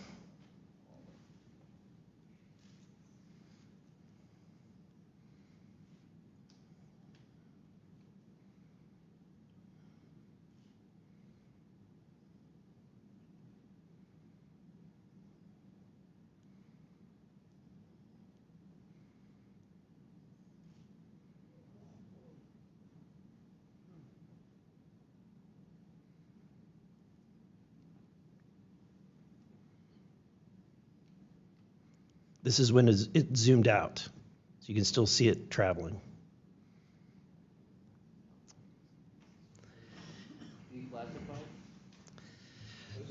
So, Mr. Knapp, have you heard about events like this occurring, and what information might you have?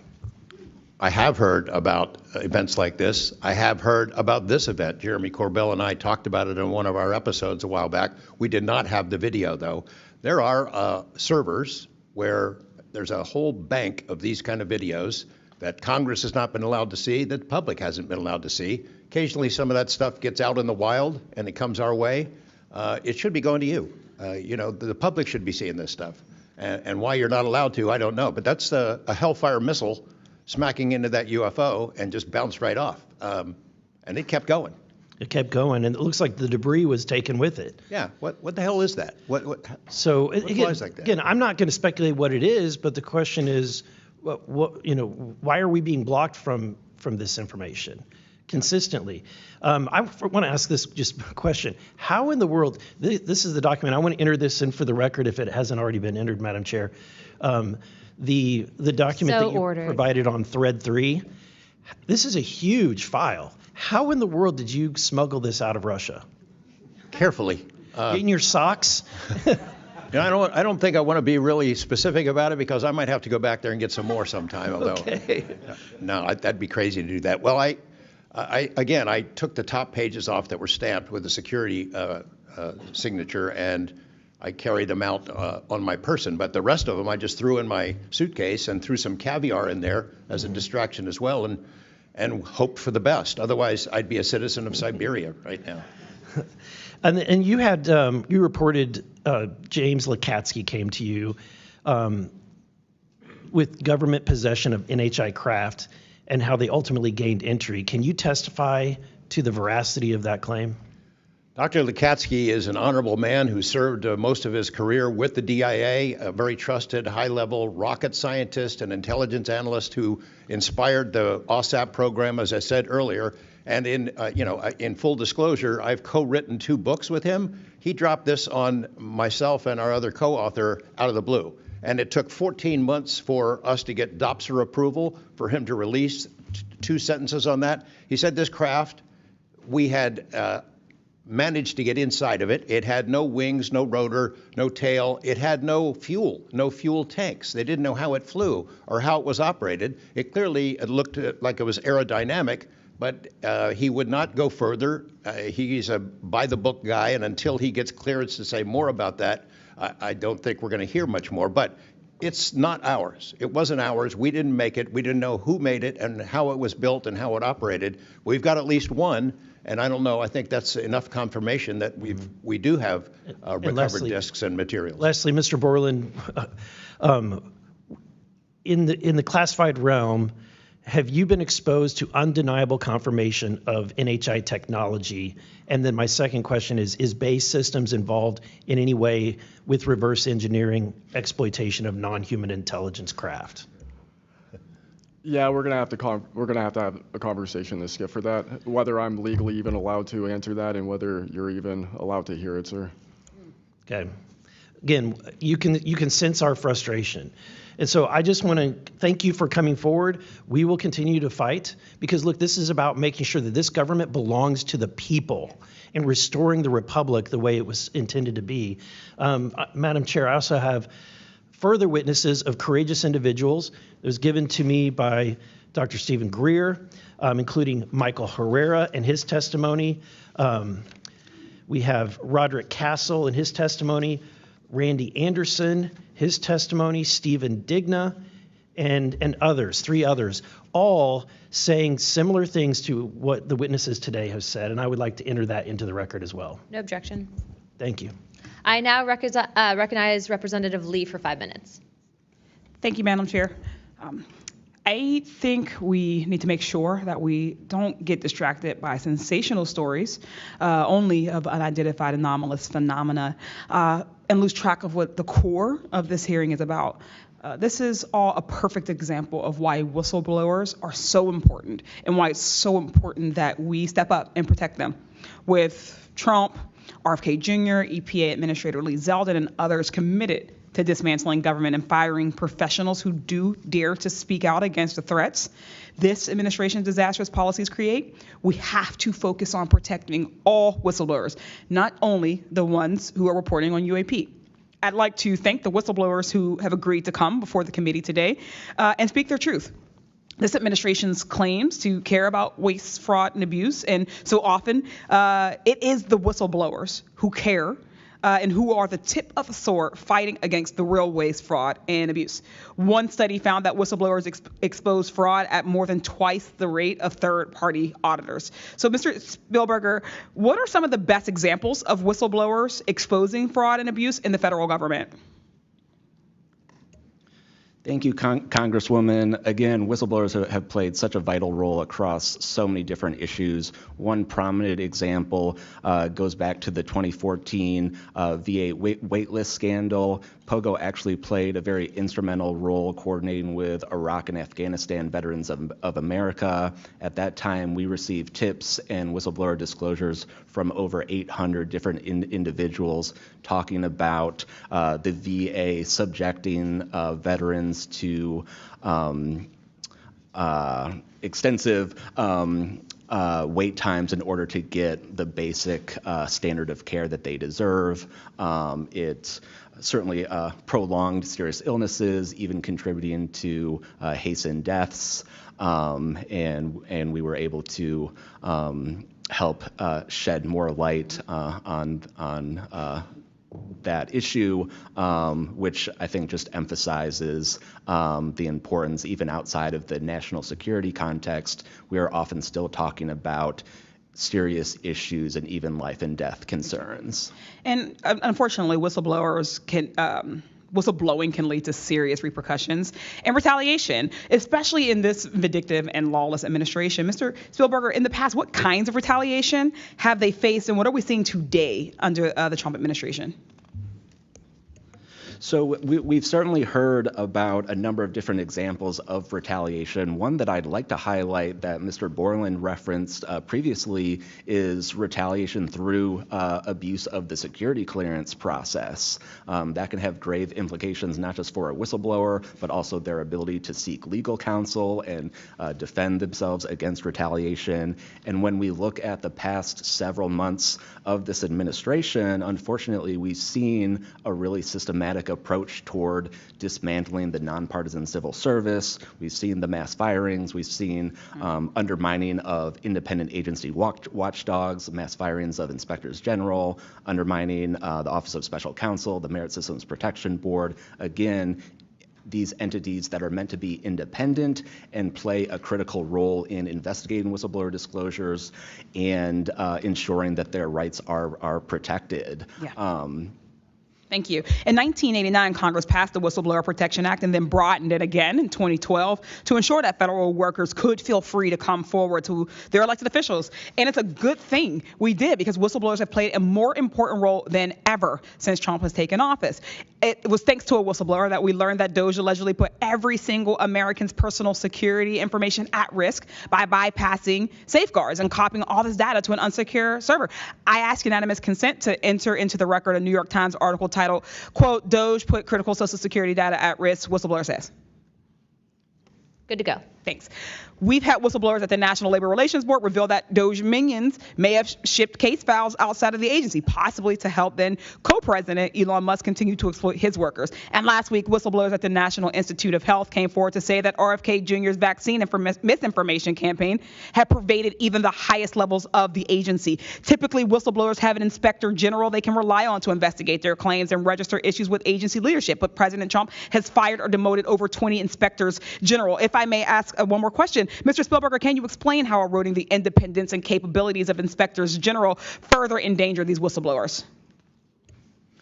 Absolutely. So again, whistleblowers already face incredibly great challenges in coming forward under normal circumstances. And when we erode these entities that are expected and required to enforce whistleblower protections, fairly investigate their disclosures, it calls into question the integrity of their investigations and findings, whether they'll take whistleblowers seriously when they come forward, and whether we can trust that they will use their authority to enforce the protections of whistleblowers who do come forward, essentially whether they will continue in their role as an independent watchdog or basically become a lapdog for a current or future president. Thank you. And I will take no more liberties. I yield back.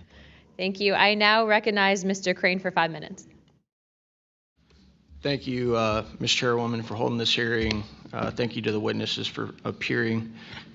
In the effort of transparency here, I got to admit to the witnesses that, growing up, I really never believed in UFOs or any of this stuff. I always thought it was a little kooky and whatnot, but after hearing, your testimony from honorable service members, watching videos like my colleague, Mr. Burleson, just presented, I got to admit, I've become a believer. Not that I know where these things come from or, what they really are up to, but I'd like to start with asking the witnesses. Mr. Nusatelli, you were in the Air Force, right? Yes. Did you believe in UFOs prior to your encounter? I've always been interested. Okay. Yes. Chief Wiggins, you're currently in the Navy, is that correct? Correct. Did you believe in UFOs before your encounter? I did. I'm from Las Vegas, and I've watched George Knapp my whole life. Okay. What about you, Mr. Borland? I have always been open to where facts go, so.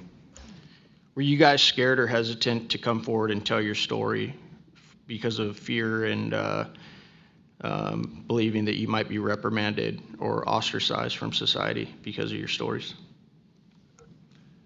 Mr. Nusatelli? Yes, absolutely.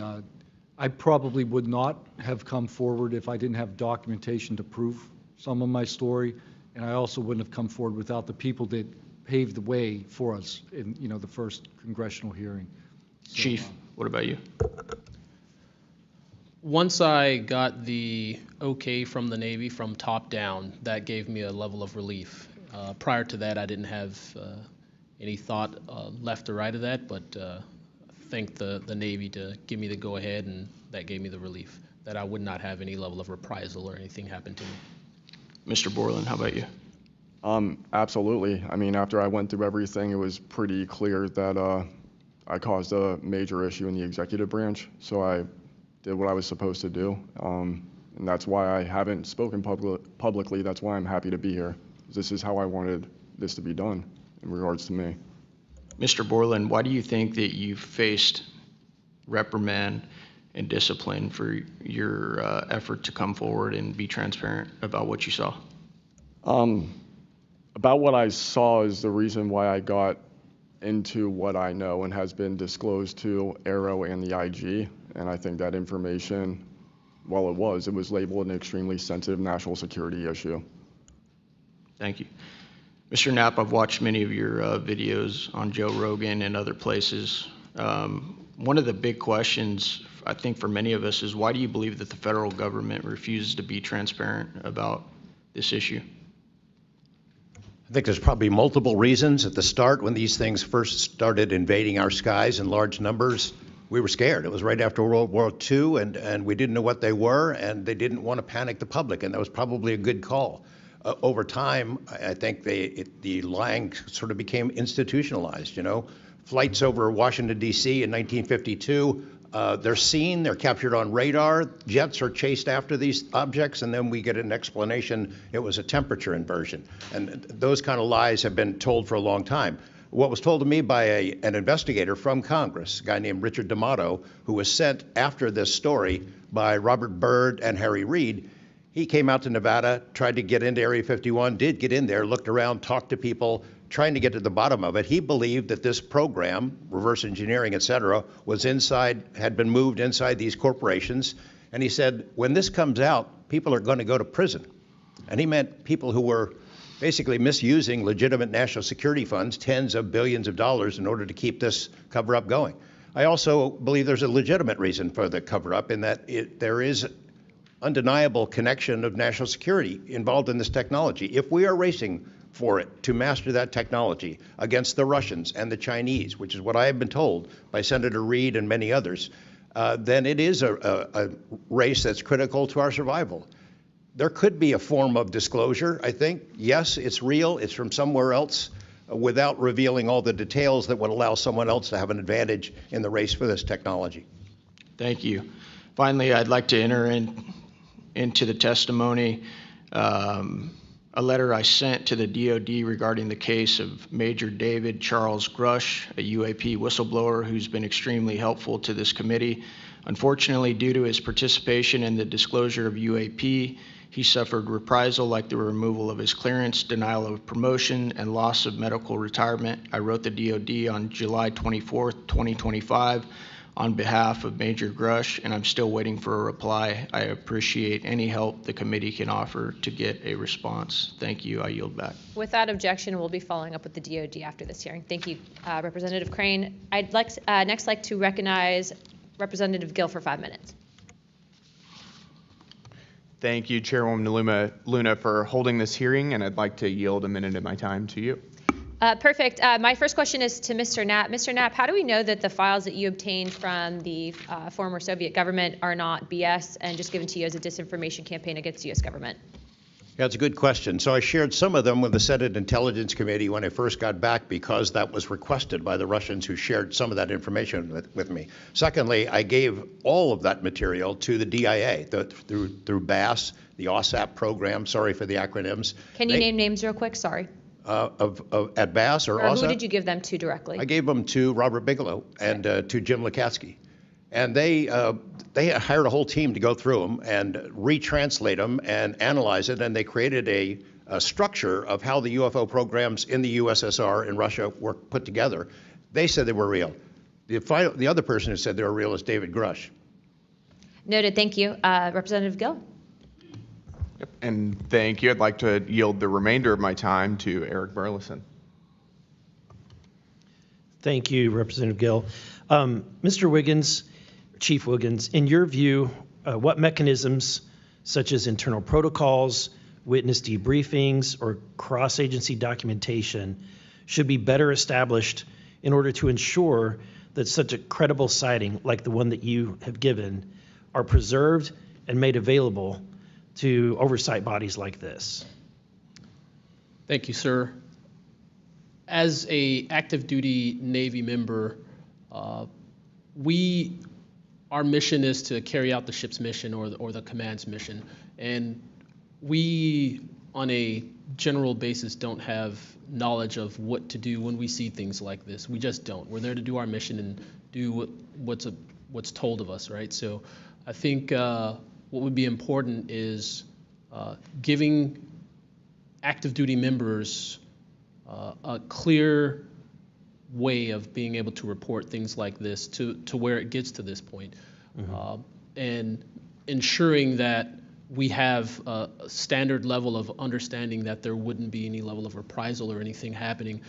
Because, I've been in the Navy for almost 24 years, but what about the sailors that have been in for 2 years that experience things like this? They're not going to have the knowledge, or they'll probably be a little bit more fearful to speak up, being it that their career is just starting. Yeah, I want to commend you. You're the first witness to come forward that is currently serving, and it's recognized. And so I thank you. And your testimony is unbelievable. Let me ask this question: are you familiar with the Witness Protection Act that Representative Burchett has filed? I'm not too familiar, sir. Anyone on the committee familiar with it? It's fantastic. It's the language that we need. It's language that will protect whistleblowers from any kind of reprisal, and yet it's again and again blocked by this body in some way. Many a times it's being blocked not by elected officials but by staff behind the scenes. And the other bill, the UAP Disclosure Act, which was filed last year, Senator Schumer, who I cannot believe that there's a topic that he and I agree on, but he and I agree on this topic. He has sponsored it in the Senate. He put it on the National Defense Authorization Act last year. Remarkably, I can't get it it was stripped out by the House last year, and I can't get it onto the bill leaving the House this year. Mr. Knapp, how far would that bill go to actually getting the answers that we need? Pretty far. I think that they're still going to have roadblocks. The keepers of the secrets, the private companies that have been doing this job for intelligence agencies for a long time, are not going to cough it up. You'd have to force it out of them. And whether you can get them to admit that they have it or not, they're supposed to lie about it. They've been lying about it. More power to you. I hope it works. I hope it passes this time. But it's a daunting challenge to get them to open up after lying about it for more than 75 years. Yeah. And then finally, Mr. Borland, when you engaged with Aero in 2023, you noted that their public statements did not match the reality that you and others had witnessed. In your assessment, what were the key limitations of Arrow? I would put it to you this way. The statement Arrow has made is scientific evidence of extraterrestrials. Scientific evidence requires a scientific control. Extraterrestrial is an entity on another planet. The only way to scientifically prove extraterrestrial is we have to go to that planet, acquire technology, bring it back, and compare it to what we have here. So you're saying they won't let anything out or they won't come forward unless they confirm that unless they go to the planet and confirm where its origin is. That would be scientific evidence, yes. And by that statement, Arrow found no scientific evidence of extraterrestrials is basically, I don't want to call it a psyop, but a misrepresentation, because we do have things. But making that statement is not technically a lie. It's a misrepresentation of the full truth. Thank you. Madam Chair, may I, just since we're on that topic real quick, how do we get to these other planets? How do we pass the Van Allen radiation belt safely? Good question for you. I cannot answer that for you. Thank you. I would now like to recognize Mr. Perry for 5 minutes. Thanks, Madam Chair. I think I'll start with maybe Mr. Borland.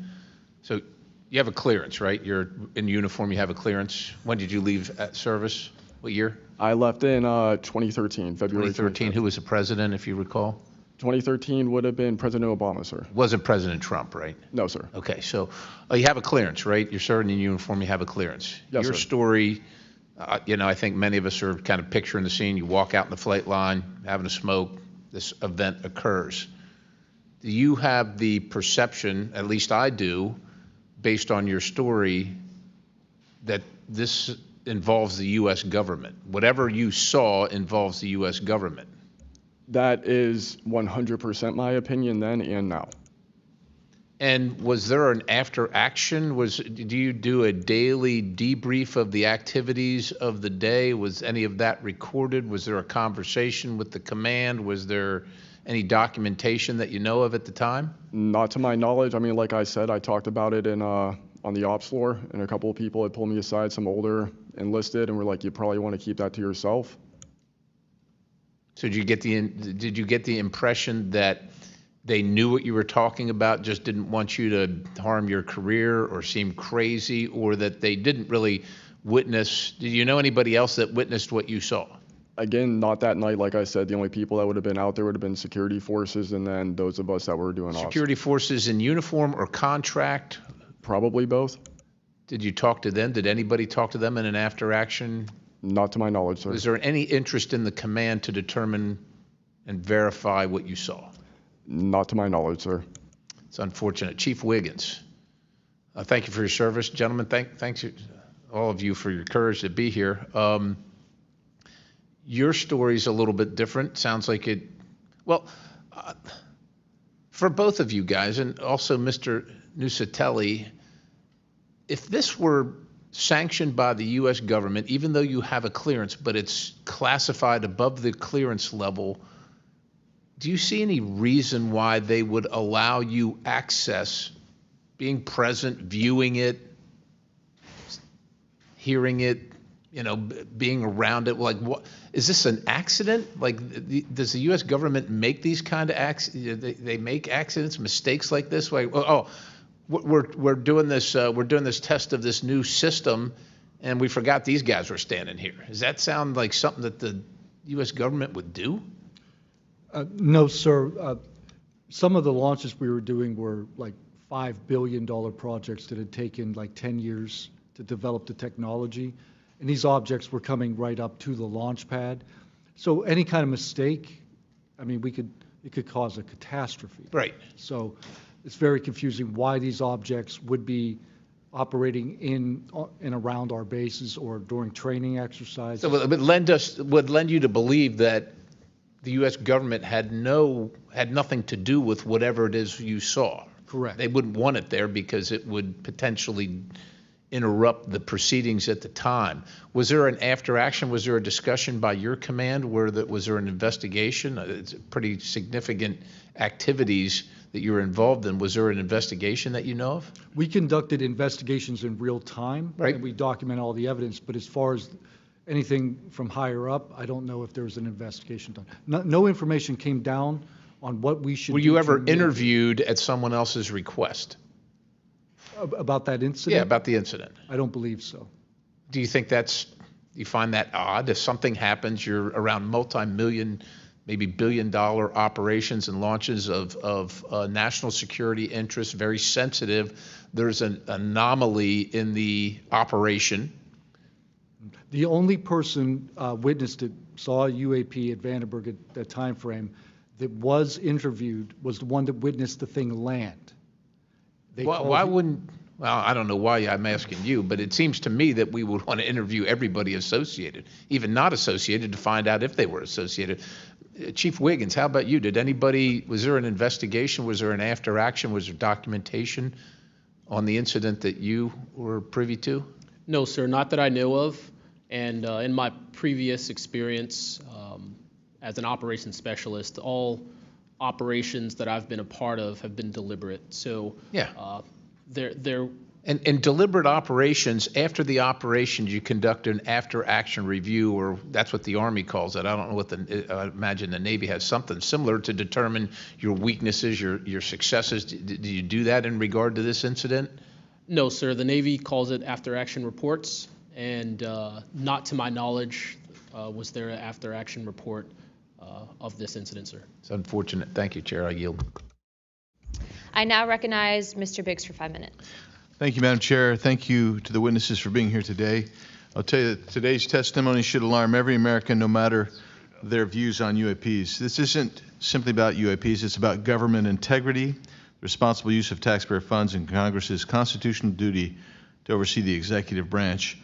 We've heard evidence of critical information hidden in special access programs, off limits to virtually every elected representative, and certainly to the public.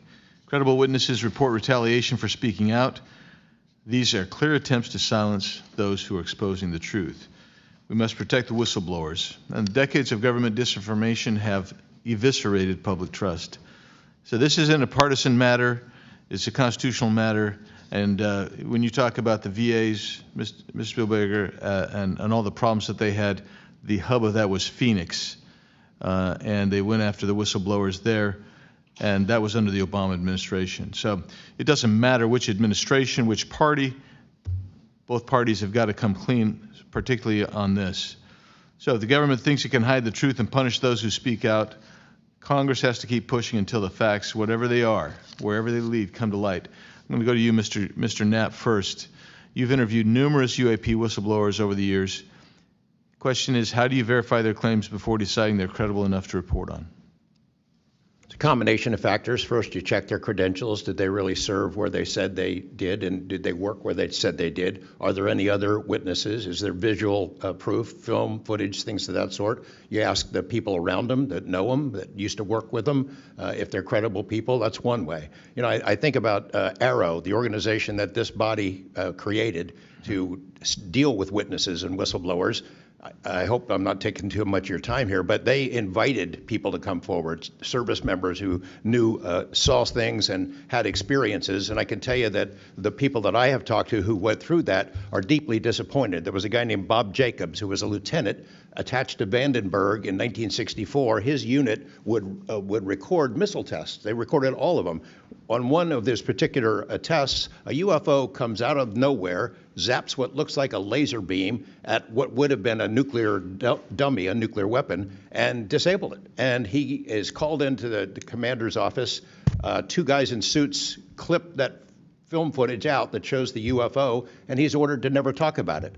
He comes forward to Arrow. He heeds the call, thinking he's doing his duty as an American to tell that story, and they completely dismissed him. They made up a story that they had tracked down the original footage, and there was nothing like that in it. Well, there was no original footage. It had been taken away the day the footage was recorded. He's deeply disappointed. People like Bob Salas, who had worked at a nuclear ICBM base, who saw UFOs flying over the base, and these missile silos were taken down. He went to Arrow, too, and was completely disregarded.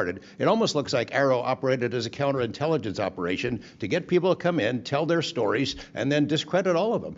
I can't imagine that any whistleblower or witness will ever go to Arrow again because of what happened under the first director, who's now long gone, but still seems to act as the spokesperson for that organization. And I would say, Madam Chair, maybe at some point we need to really dig deep into Arrow, and I would encourage us. Oh, I'd be happy to send maybe a subpoena to Mr. Kilpatrick. That'd be fun. Mr.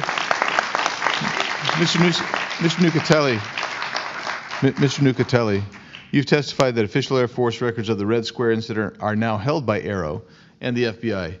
Has Congress or you been denied access to those records, and on what grounds would we be denied access, you or us? No, the records are unclassified, so okay, provide them to.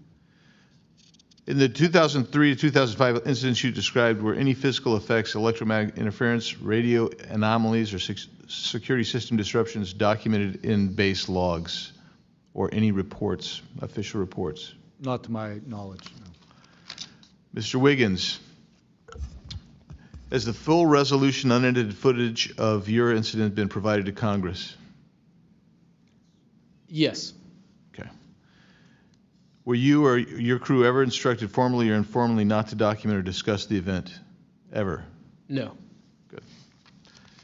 Mr. Borland, you've talked about manipulation of your security clearance records. Can you identify which agencies or offices were responsible and whether they provided any written justification?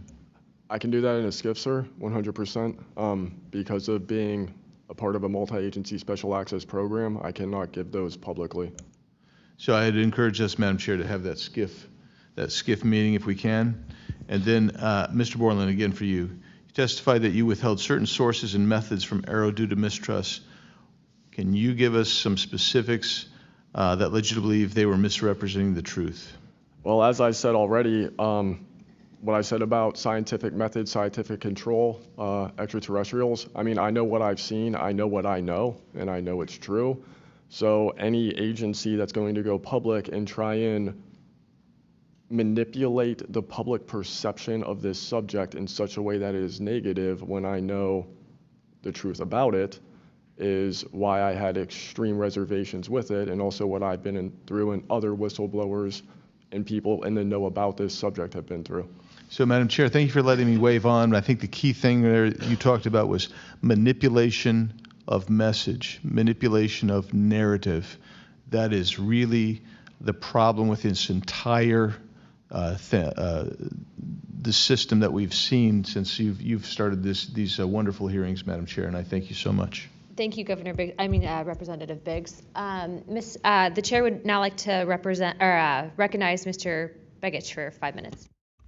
Thank you, Madam Chair.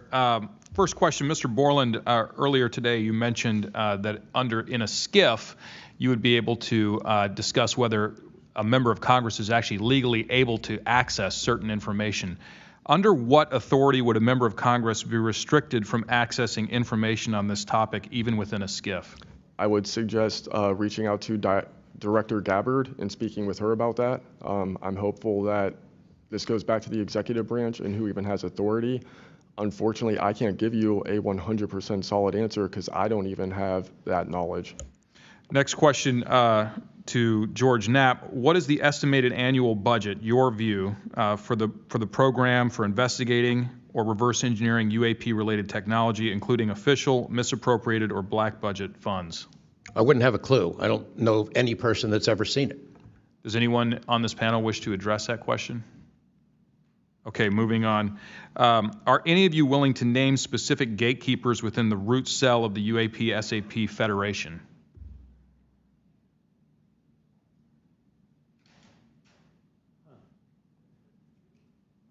You mean specific people and contractors that have dealt with this and kept the secret? Specific individuals. Well, one of them was named Dr. James Ryder at Lockheed. But, you know, again, to emphasize, I don't fault these contractors for doing what they were asked to do by our government. They're supposed to lie if people ask about it. And the intelligence agencies who gave this stuff to them, CIA, I think primarily, told them to keep it quiet, and they've done that. And I suspect that they'd like an off-ramp, that they'd like some help with figuring out this technology at some point. And this is, again, available to anyone, is there a security classification guide for UAP or NHI?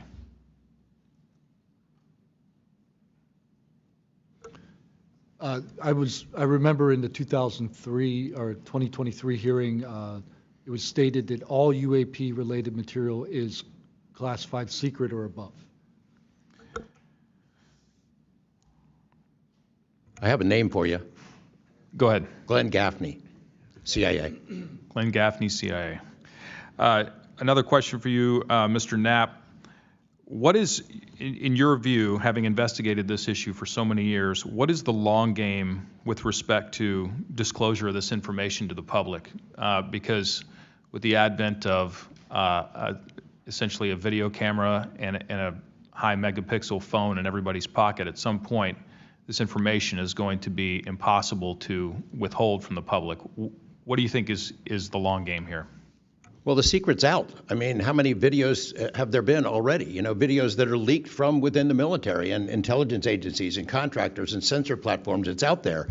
But they have the high ground. The people that don't want us to take it seriously dismiss it, discredit the witnesses, come up with a cover story. I mean, it's been out there a long time. The public senses that it's real, and the people in authority dismiss them. It's a game that's been going on a long time, and I don't think they're ever going to release it. I think that there's an attitude among the people that have been involved in this for a long time that the public doesn't deserve to know, and that the public probably can't handle it, but they can.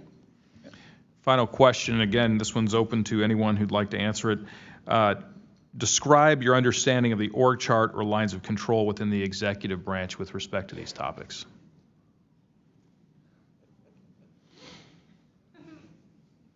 And if you'd like to address that in a skiff, feel free to say so. That could work as long as I'm legally allowed to and you are legally allowed to receive it. I think these programs are in the executive branch, National Security Council and over on that side. That seems to be what some of our witnesses have told us over the years. So you can, you know, Congress can file all kinds of requests. The FOIAs can be filed with the Department of Defense, Department of War now, and they can honestly say, well, we don't have it, because they don't have it. Thank you. Is there anything in my remaining 30 seconds that you'd like to share on any of these questions that I've asked you today? And I applaud the committee for trying to tackle this monster of an issue. I really appreciate that it might be the only bipartisan issue in Washington where everybody can agree. We've watched multiple hearings now. Everyone is asking the same kind of questions, whether right or left, and honestly want the answers. And you know, Chairwoman Luna, I appreciate your dedication to this, Tim Burchett and the other members for sticking with it, because you know, it's come up in Congress before, and they had hearings, and then they dropped it for 50 years. So it's going to take a lot of time to get to the bottom of this, and I applaud your commitment to getting to the truth. Thank you, Mr. Knapp. Pursuant to Committee Rule 9C. Madam Chair, can I ask a parliamentary question of you? Yeah, sure. Does this subcommittee have the authority to do subpoenas? Task force. So the task force, to answer that question, has to do it through full committee. Okay. So, and also in regards to immunity, which to Mr. Borland's point, we are going to be doing a motion to ask for immunity for you and a few other people to come into a skiff and tell us what you know without being subject to the Espionage Act, et cetera. Thank you, ma'am. So that's just kind of an update. But as a task force, because we are not a full subcommittee and there are certain authorities that haven't been granted to us, probably because they don't want us to have it. But there are ways to work around it, so we're kind of figuring that out. Pursuant to Committee Rule 9C, the majority and minority will have an additional 30 minutes each to ask questions of the witnesses without objection. So ordered. With that being said, if you guys want to jump in the queue, I know Representative Crane, Burleson, and likely Burchett have a few more questions. I'll just start out with 2, and then I'll pass the buck to Burleson. Burchett, do you have anything? Burchett and then Crane. Just real quick, Mr. Knapp, and short answers, please, because of time. How much of these alleged Russian crash retrieval documents have already been physically out there? So, I mean, percentage-wise of the documents that you submitted to Congress, what was public already and what was not newly released? Maybe 1%. Okay, so the rest of it should be predominantly new information. Yep. Also, can you just elaborate real quick? I know you had, I think, mentioned a Thread 3 program, but also alleged in those documents, I got through maybe half of them last night. There's a lot, and I don't speak Russian, contrary to what my people might allege. What does the Thread 3, was there any specific programs that existed within the Soviet government or groups to specifically investigate this by name real quick? It's a number. There's a number in those documents I gave you. There was a larger program that actually had 3 sub-programs that was, Thread 3 was the name I got, and then the DIA guys who looked at it figured out there was a much larger organization. And it's listed in those documents? Yes. Okay, thank you. Real quick, I'd like to ask the committee to replay that video that Burleson had played earlier. I want to ask every witness here, specifically ones that have sensor training or have been able to recognize some of this movements real quick. So if you guys can please roll that real quick.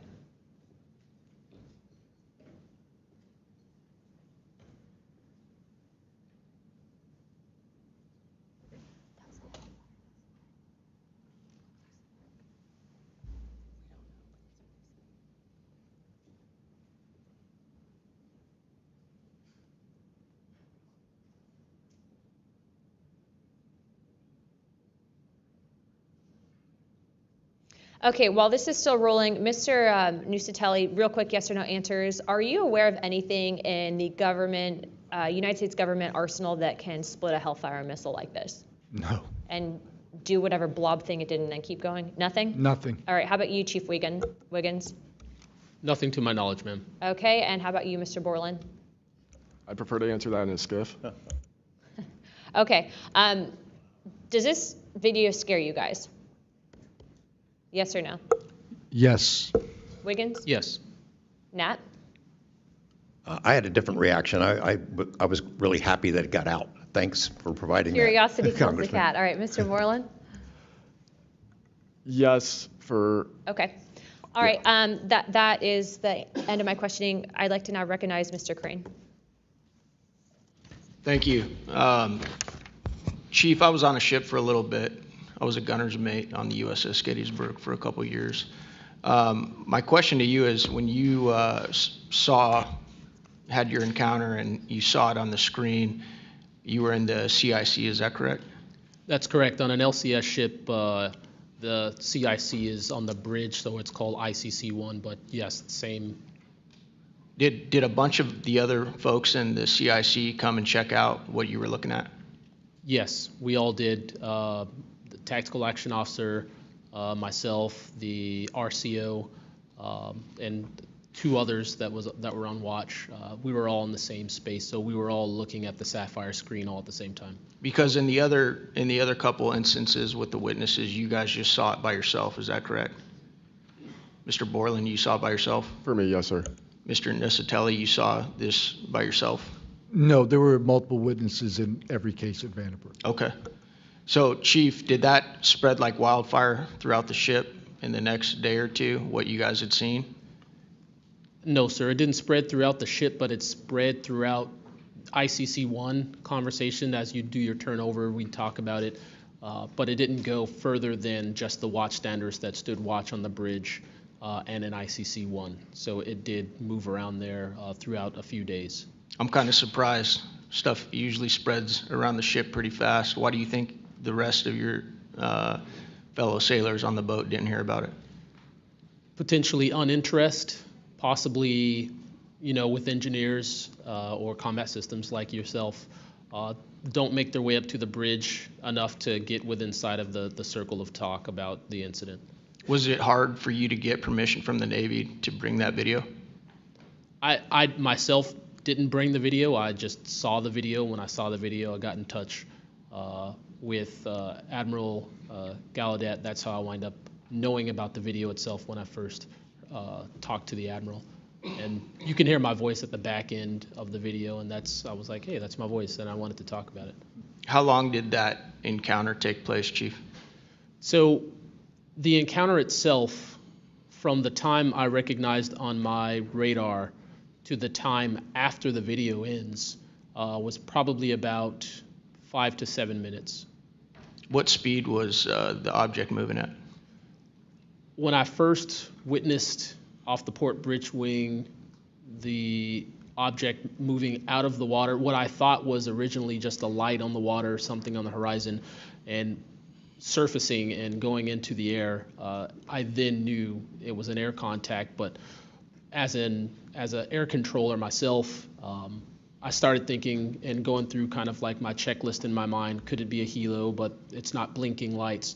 So I then realized this is something I've never seen before. So the speed itself, just going from the horizon to about maybe 4,000 feet in the air, was very slow, slowly rising. And then it sped up. I'm not an expert at knowing specific speeds of aircraft just by visual eye, but I would say probably 1-2 Mach instantly into the rest of the formation. I didn't notice visually with my own eyes the other 3 objects until I went back to my radar and also utilized Sapphire to see that, in fact, there were 4 total. And then again, when they all left after a certain amount of time, it was nearly instantaneous. So you spotted it visually first, Chief, and then went back to your radar, or did you guys spot it on radar first? Radar first, because that was my watch station. And then you went out to the port bridge wing, is that correct? Correct, to verify what I saw on my radar. What range was it at, Chief, when you were able to see it visibly?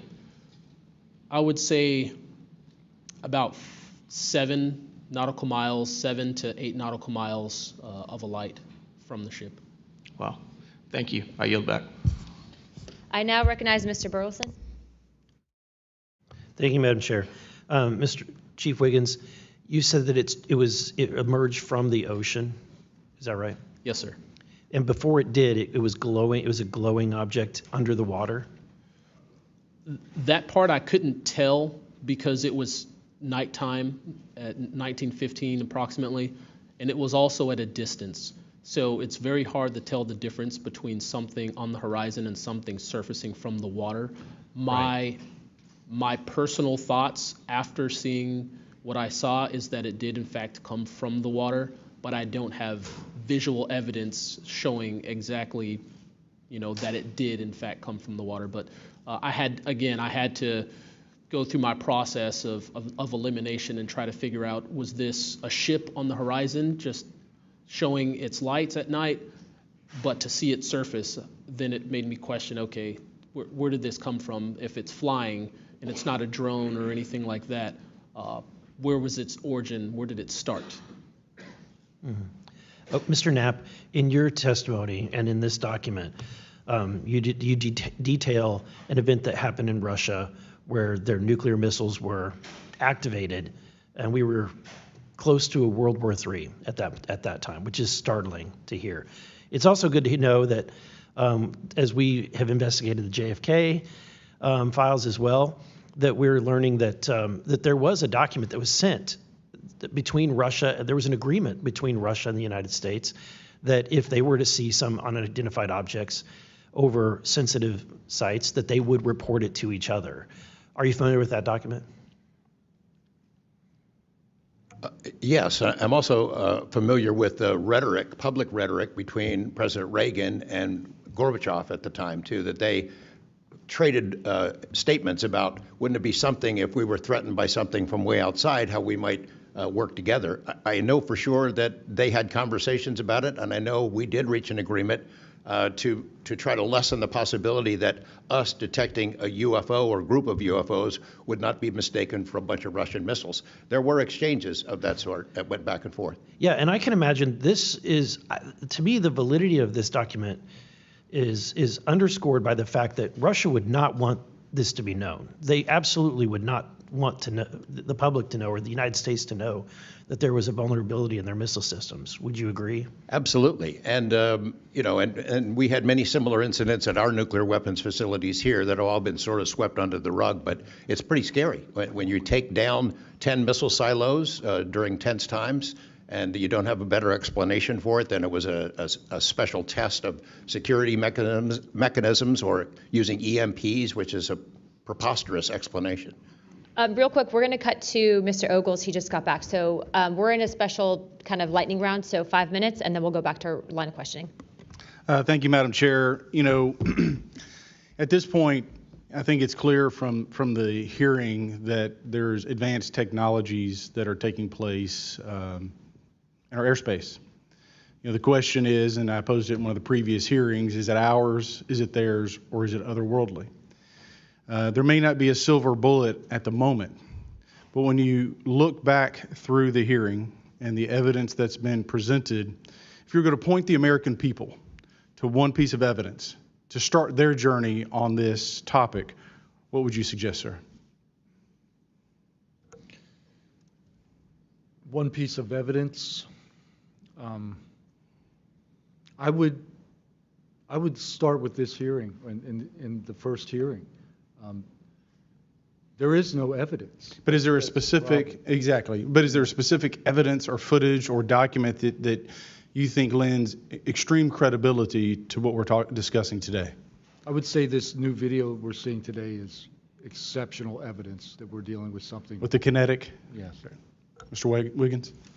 Sir, I'd have to say that if just the average person here in America looked at absolutely everything that has come across television, the internet, etc., you can't tell yourself that 100% of what's being recorded is fake or false. You have to, at some point, understand that there's something else out there. Well, I mean, and you bring an interesting point. In the law enforcement community, anytime you're conducting an investigation, you're always looking at the totality of the circumstances. You're looking at all the evidence and how they piece together.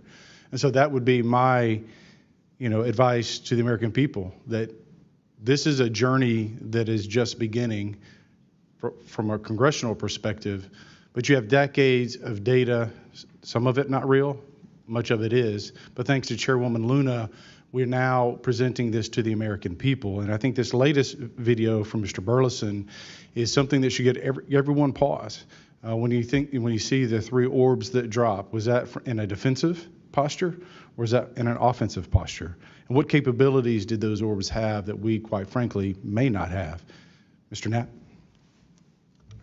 As I mentioned at the beginning of my remarks, what hooked me on the story was the paper trail, these documents that shouldn't exist. We've been told for decades, over and over, there's nothing to it. It's not a threat. You can go about your business. And then when FOIA becomes the law of the land, thousands of pages to the contrary leak out. There's a memo by General Nathan Twining in 1947 when the country was being overflown by dozens of UFOs, hundreds of UFOs, in which he said, look, this is not visionary or fictitious, it's real. These things are craft. They're not ours. They outperform anything we've got. I mean, if you follow the paper trail of documents that they wrote before the military got wise and realized that FOIA really exists and changed their tune and not put things in writing, it spells it out pretty clearly. I'll go refer back to Russia. One incident I did not mention to Representative Burleson is Colonel Sokolov in that Ministry of Defense program said there were 40 incidents where Russian warplanes were sent to intercept UFOs. And they were ordered to fire on them. And for the most part, the UFOs would zip away. 3 of the pilots, though, did fire at these things. Those 3 planes stalled out, crashed. 2 of those pilots died. And after that, the Russians changed the standing order. If you see a UFO, leave them alone. No country in the world wants to say and admit that these objects are flying around in our airspace and there's nothing we can do about it. I mean, who wants to say that? The U.S. certainly doesn't, and the Russians didn't either. And I've got to be almost out of time, but Mr. Berlin, then you, sir, real quickly. Yeah, to be honest with you, I think Bob Lazar, and not for the reasons that most would talk about, mainly because Bob Lazar was immediately discredited. They said he never worked where he worked. They said he never did what he did. But yet Bob Lazar showed up with a bunch of friends and a video camera and was filming these test flights in the middle of the desert. So clearly he knew something. Madam Chairman, if I'm out of time, I yield back. Thank you very much, Representative Ogles. I'd like to go back now on our lightning round of questioning to Representative Burchett and then Burleson. Burchett, always number one. That's what I should be. Number one in your heart, number 435 on the chart. That's me. Dylan, knowing you testified to Arrow, are they obfuscating when they claim to have discovered no evidence of extraterrestrial beings, activity, or technology, and are they lying to the American public? As I said before, it's a manipulation of the public perception. The statement, scientific evidence of extraterrestrials, is a true statement. It is not the truth about what is happening and what we have. Any of y'all like to comment on that further? Mr. Knapp, you're getting edgy. It's splitting hairs. No proof that they're extraterrestrials. What would that proof look like? A piece of kryptonite? What would it be? I mean, we could be talking about different forms of non-human intelligence. I think the dominant paradigm is that they come from outer space, somewhere else, and they have some way that they can cross those vast distances that we can't even imagine doing. But that's not necessarily the answer. So asking for proof of extraterrestrials might not be the answer at all. It's splitting hairs. We don't know where they're from. I don't know anyone who knows the answer for sure. They call them aliens just as a placekeeper kind of a word, but no one in all these programs who've studied this stuff for years, people with much bigger brains than mine, knows the answer for sure. I've talked to Navy folks that some of the deep sea areas, they think there might be something there, that they're here, and I don't know when they got here. Another point that needs to be made is every time, we say we're going to back engineer or whatever you want to call it, these craft, I always say, like, it'd be like if you took I ride motorcycles, but if you took like an Indian or a Harley to the people that came over here on the Mayflower, they'd see a bright, shiny object. They might polish it. They might get it started. I doubt they could. They couldn't work on it. They couldn't put fuel. They wouldn't be able to have the capability of putting fuel in it. I just think that's we're scratching at something that we don't have any knowledge of, and that's why it's just taken so dadgum long. But they do know, the first one that cracks that code, it's over.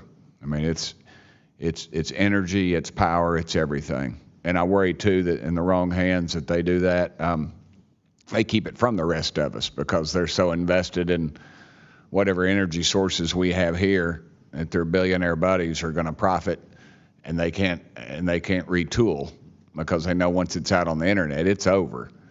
And so I think there's a lot of things going after, and I think that's why the move to discredit folks is so rapid too. I think they point to them and they put the dogs on them, and it disgusts me. There's a price to be paid for that too. The Russians and Chinese are trying to figure this out as well, but they don't have the same kind of stigma. They tell their best scientists and engineers, get in there and work on it. And they've been doing it for a very long time, might have a head start on us. Here, we don't have our best scientists and engineers working on it because they've been told it's nonsense. The stigma is very real for people like that. I agree. Yield back, Chair Lady. Thank you. I'd now like to recognize Representative Burleson. Mr. Nusatelli, when you heard the testimony of Mr. Knapp talking about these missiles were shut down or turned on in Russia, does that remind you, when you hear these stories, it's got to remind you of the event that happened on your base? Absolutely. There are many accounts of incursions of this type taking place. I believe in the 60s we had a similar incursion in New England, and same thing happened. There were these objects coming over the base at low altitude, 200 feet over the base security police, and they were scrambling fighters, and then the objects would just fly off, and that went on for weeks. So the historical record has laid out that there's a pattern, that our installations are visited by these craft. They come in and do whatever they're doing, and then they leave. And we don't know how to respond. We don't know how to protect the installation. So that's why we're here. When you first heard, and we're having to report on these incidents that were being witnessed by other individuals, did you believe them? Did you yourself believe it would be true until you saw it? Yeah, these are people I've worked with for years, deployed with. I was in some of the weddings. These are people that I work with every day of my life. Usually when the events were occurring, we were all together. There'd be 40, 60, 100 people on duty during these encounters. Really? Yeah. All seeing it at the same time? Yes, these encounters were playing out while we were on duty, and we were responding and investigating in real time as they occurred. And as you said, the importance of your operation was highly important because they said it's the most important in 25 years, the research that you were conducting. For that particular launch, we had 500 Air Force police officers guarding the launch. 500 people. It was that critical. Wow. But had this thing showed up, we wouldn't have been able to do anything to prevent it showing up. Real quickly, can you just re-describe size and whether or not you heard anything? It was how big wise? The two square objects were at least as large as a football field. The second encounter, they think it was much larger than a football field. We're talking like flying buildings. The object I saw was about 30 feet in diameter. And to confirm, you were not the only person that saw this. Correct. I think I was also told that there was also reports of this in a police blotter in the area. Can you confirm that? Yes, that's the documentation that I maintained from the original event and turned into Aero and the FBI. Okay. Do you have any more, Burleson? No, Madam Chair, I just want to reiterate to the American people that if you're frustrated, so are we. We're extremely frustrated. We've been, the 2-3 years. I can only imagine how frustrated Mr. Knapp is or Danny Sheehan is, and the amount of time that you guys have poured into this to try to get answers. I mean, Masson is back there. He's been pouring to try to get answers into this. I hope that you all see that we're committed to this, and we're going to be scrappy about it. We may not have the direct authority, but I can assure you, Representative Luna is about as scrappy as it gets. I wouldn't want to scrap with her. But that being said, I think that if the American people want to see answers, we need to action. We've had the hearings. It's time to take action. It's time that we pass Tim Burchett's Whistleblower Act. It's time that we pass the UAP Disclosure Act. And I think that we've had a lot of talk about this. It's time for action. Thank you, Burleson.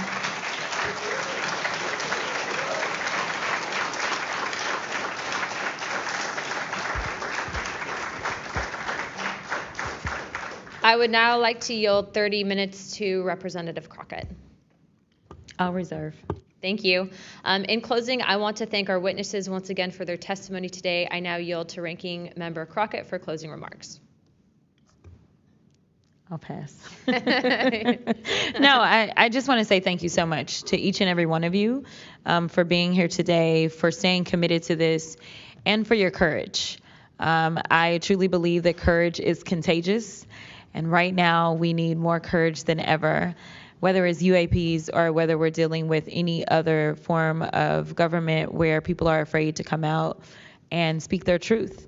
The American people are relying on amazing public servants like you to speak up on their behalf, to be the watchdog, and to make sure that we are as safe as possible.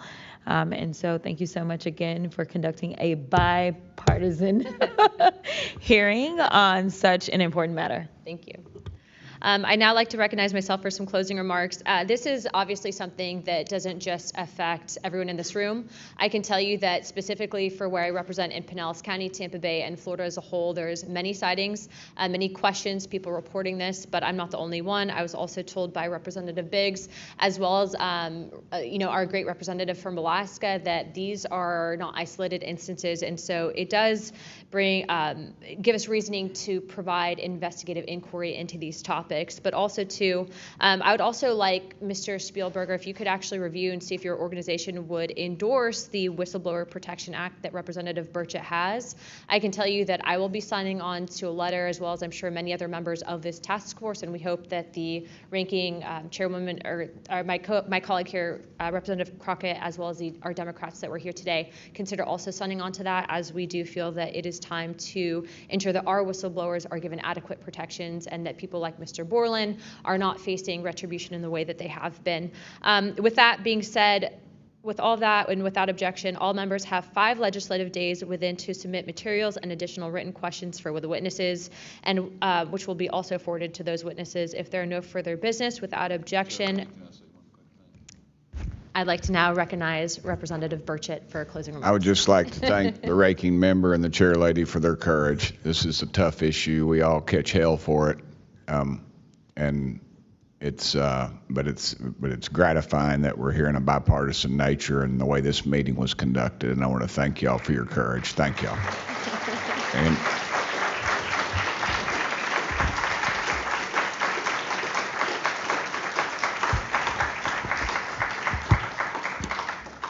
without objection, the task force stands adjourned.